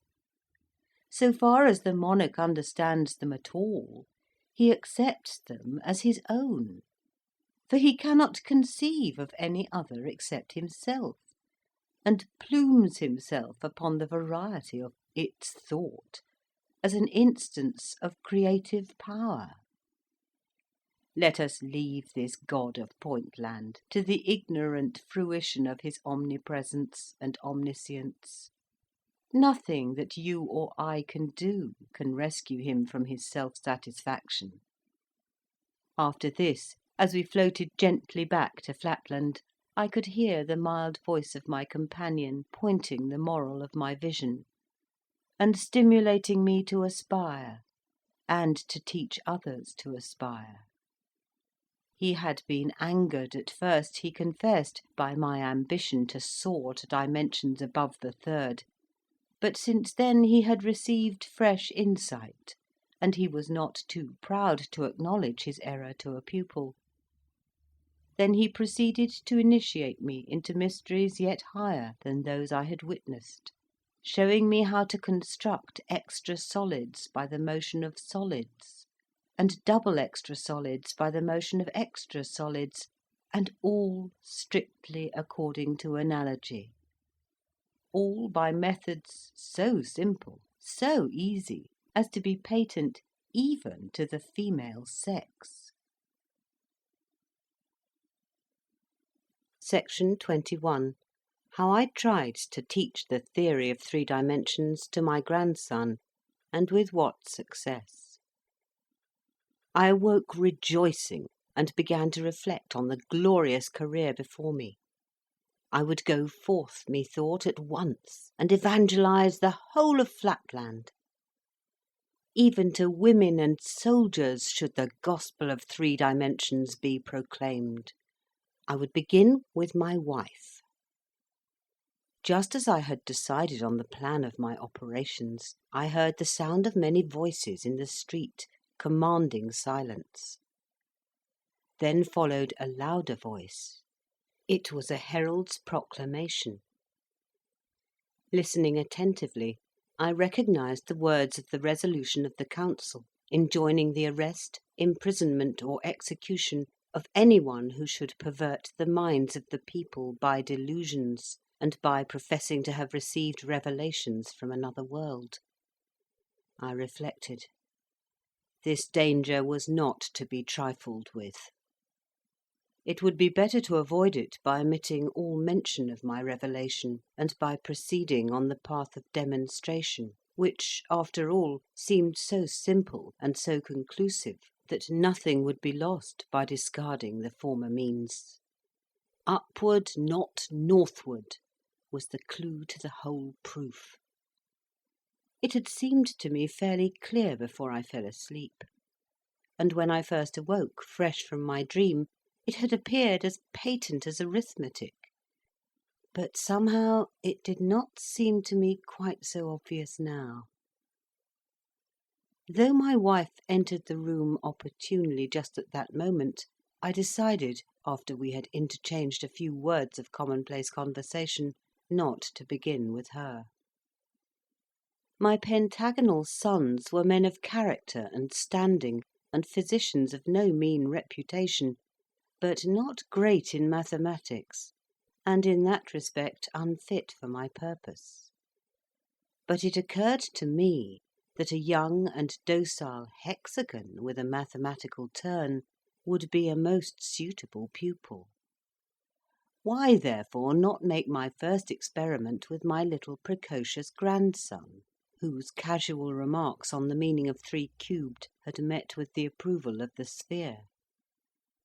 Discussing the matter with him, a mere boy, I should be in perfect safety, for he would know nothing of the proclamation of the council, whereas I could not feel sure that my sons, so greatly did their patriotism and reverence for the circles predominate over mere blind affection, might not feel compelled to hand me over to the prefect, if they found me seriously maintaining the seditious heresy of the third dimension. But the first thing to be done was to satisfy in some way the curiosity of my wife, who naturally wished to know something of the reasons for which the circle had desired that mysterious interview, and of the means by which he had entered our house. Without entering into the details of the elaborate account I gave her, an account, I fear, not quite so consistent with truth as my readers in Spaceland might desire, I must be content with saying that I succeeded at last in persuading her to return quietly to her household duties, without eliciting from me any reference to the world of 3 dimensions. This done, I immediately sent for my grandson; for, to confess the truth, I felt that all I had seen and heard was in some strange way slipping away from me, like the image of a half grasped tantalizing dream, and I longed to essay my skill in making a first disciple. When my grandson entered the room, I carefully secured the door.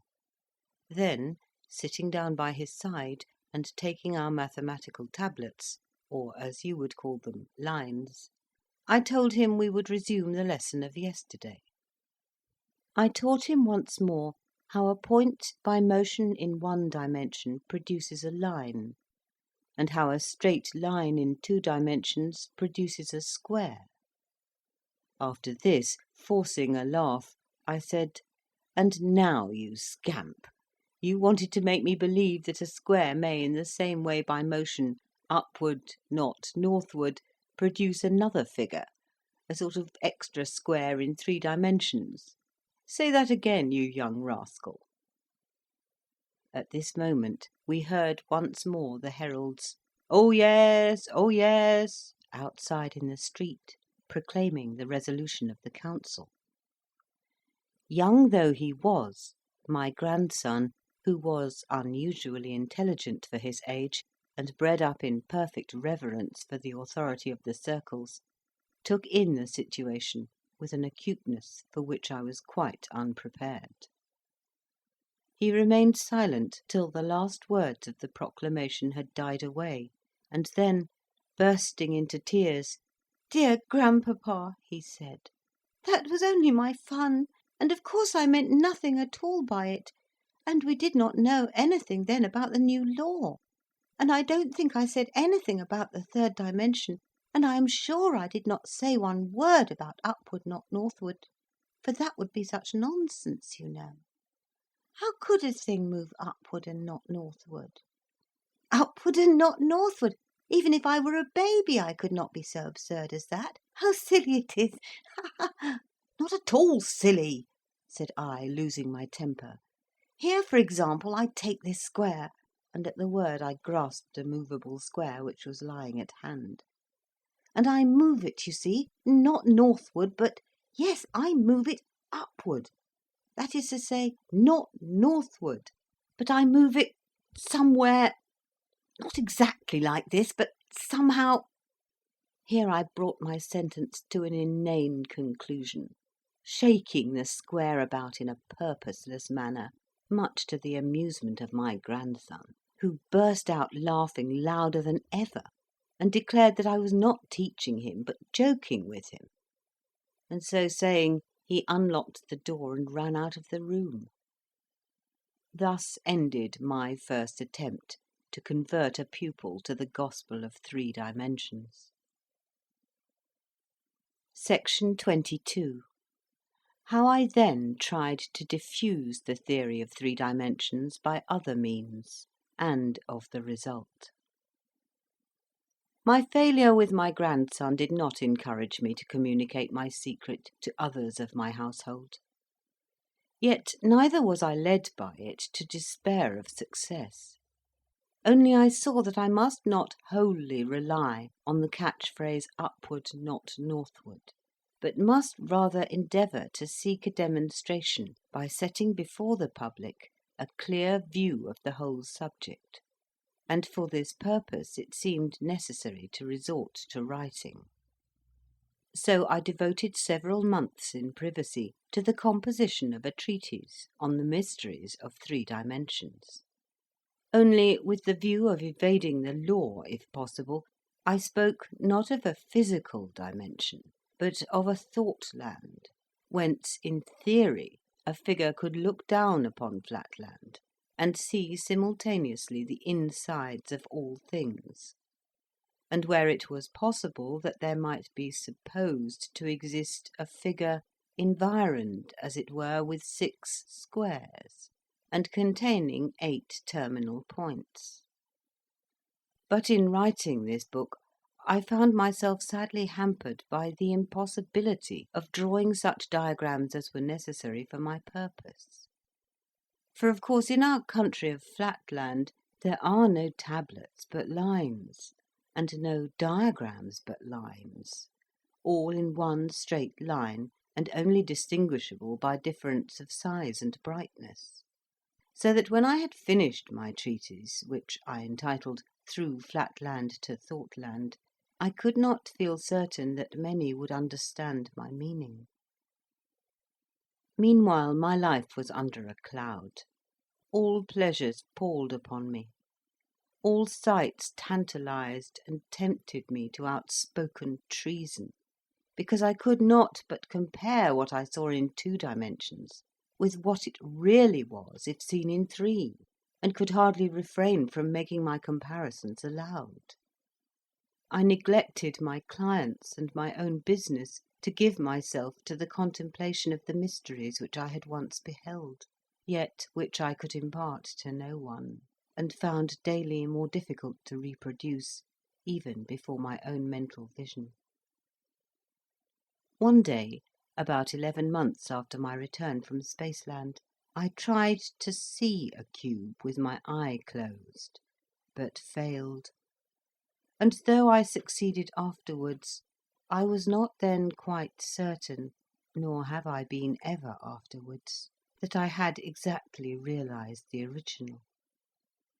This made me more melancholy than before, and determined me to take some step, yet what I knew not. I felt that I would have been willing to sacrifice my life for the cause, if thereby I could have produced conviction.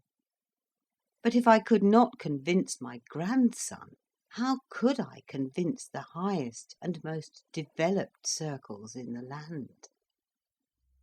And yet at times my spirit was too strong for me, and I gave vent to dangerous utterances. Already I was considered heterodox, if not treasonable, and I was keenly alive to the dangers of my position. Nevertheless, I could not at times refrain from bursting out into suspicious or half seditious utterances, even among the highest polygonal and circular society. When, for example, the question arose about the treatment of those lunatics who said that they had received the power of seeing the insides of things, I would quote the saying of an ancient circle, who declared that prophets and inspired people are always considered by the majority to be mad; and I could not help occasionally dropping such expressions as the eye that discerns the interiors of things, and the all-seeing land. Once or twice I even let fall the forbidden terms, the 3rd and 4th dimensions. At last, to complete a series of minor indiscretions, at a meeting of our local speculative society, held at the palace of the prefect himself, some extremely silly person having read an elaborate paper exhibiting the precise reasons why Providence has limited the number of dimensions to 2, and why the attribute of omnividence is assigned to the Supreme alone, I so far forgot myself as to give an exact account of the whole of my voyage with the sphere into space, and to the assembly hall in our metropolis, and then to space again, and of my return home, and of everything that I had seen and heard in fact or vision. At first, indeed, I pretended that I was describing the imaginary experiences of a fictitious person, but my enthusiasm soon forced me to throw off all disguise, and finally, in a fervent peroration, I exhorted all my hearers to divest themselves of prejudice, and to become believers in the 3rd dimension. Need I say that I was at once arrested and taken before the council? Next morning, standing in the very place where, but a very few months ago, the sphere had stood in my company, I was allowed to begin and to continue my narration unquestioned and uninterrupted. But from the first I foresaw my fate. For the President, noting that a guard of the better sort of policemen was in attendance, of angularity little, if at all, under 55 degrees, ordered them to be relieved, before I began my defence, by an inferior class of 2 or 3 degrees. I knew only too well what that meant. I was to be executed or imprisoned, and my story was to be kept secret from the world by the simultaneous destruction of the officials who had heard it. And this being the case, the President desired to substitute the cheaper for the more expensive victims. After I had concluded my defence, the President, perhaps perceiving that some of the junior circles had been moved by my evident earnestness, asked me 2 questions. 1. Whether I could indicate the direction which I meant when I used the words upward, not northward. 2. Whether I could, by any diagrams or descriptions, other than the enumeration of imaginary sides and angles, indicate the figure I was pleased to call a cube. I declared that I could say nothing more, and that I must commit myself to the truth, whose cause would surely prevail in the end. The President replied that he quite concurred in my sentiment, and that I could not do better. I must be sentenced to perpetual imprisonment. But if the truth intended that I should emerge from prison and evangelise the world, the truth might be trusted to bring that result to pass. Meanwhile I should be subjected to no discomfort that was not necessary to preclude escape, and unless I forfeited the privilege by misconduct, I should be occasionally permitted to see my brother, who had preceded me to my prison. 7 years have elapsed, and I am still a prisoner, and, if I except the occasional visits of my brother, debarred from all companionship save that of my jailers. My brother is one of the best of squares, just, sensible, cheerful, and not without fraternal affection. Yet I must confess that my weekly interviews, at least in one respect, cause me the bitterest pain. He was present when the sphere manifested himself in the council chamber. He saw the sphere's changing sections. He heard the explanation of the phenomena then given to the circles. Since that time, scarcely a week has passed during 7 whole years without his hearing from me a repetition of the part I played in that manifestation, together with ample descriptions of all the phenomena in Spaceland, and the arguments for the existence of solid things, derivable from analogy. Yet, I take shame to be forced to confess it, my brother has not yet grasped the nature of the 3rd dimension, and frankly avows his disbelief in the existence of a sphere. Hence I am absolutely destitute of converts, and, for aught that I can see, the millennial revelation has been made to me for nothing. Prometheus up in Spaceland was bound for bringing down fire for mortals, but I, poor Flatland Prometheus, lie here in prison for bringing down nothing to my countrymen.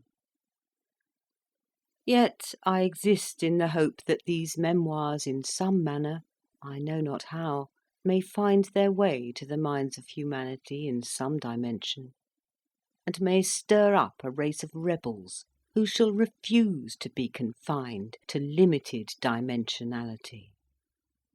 That is the hope of my brighter moments. Alas, it is not always so.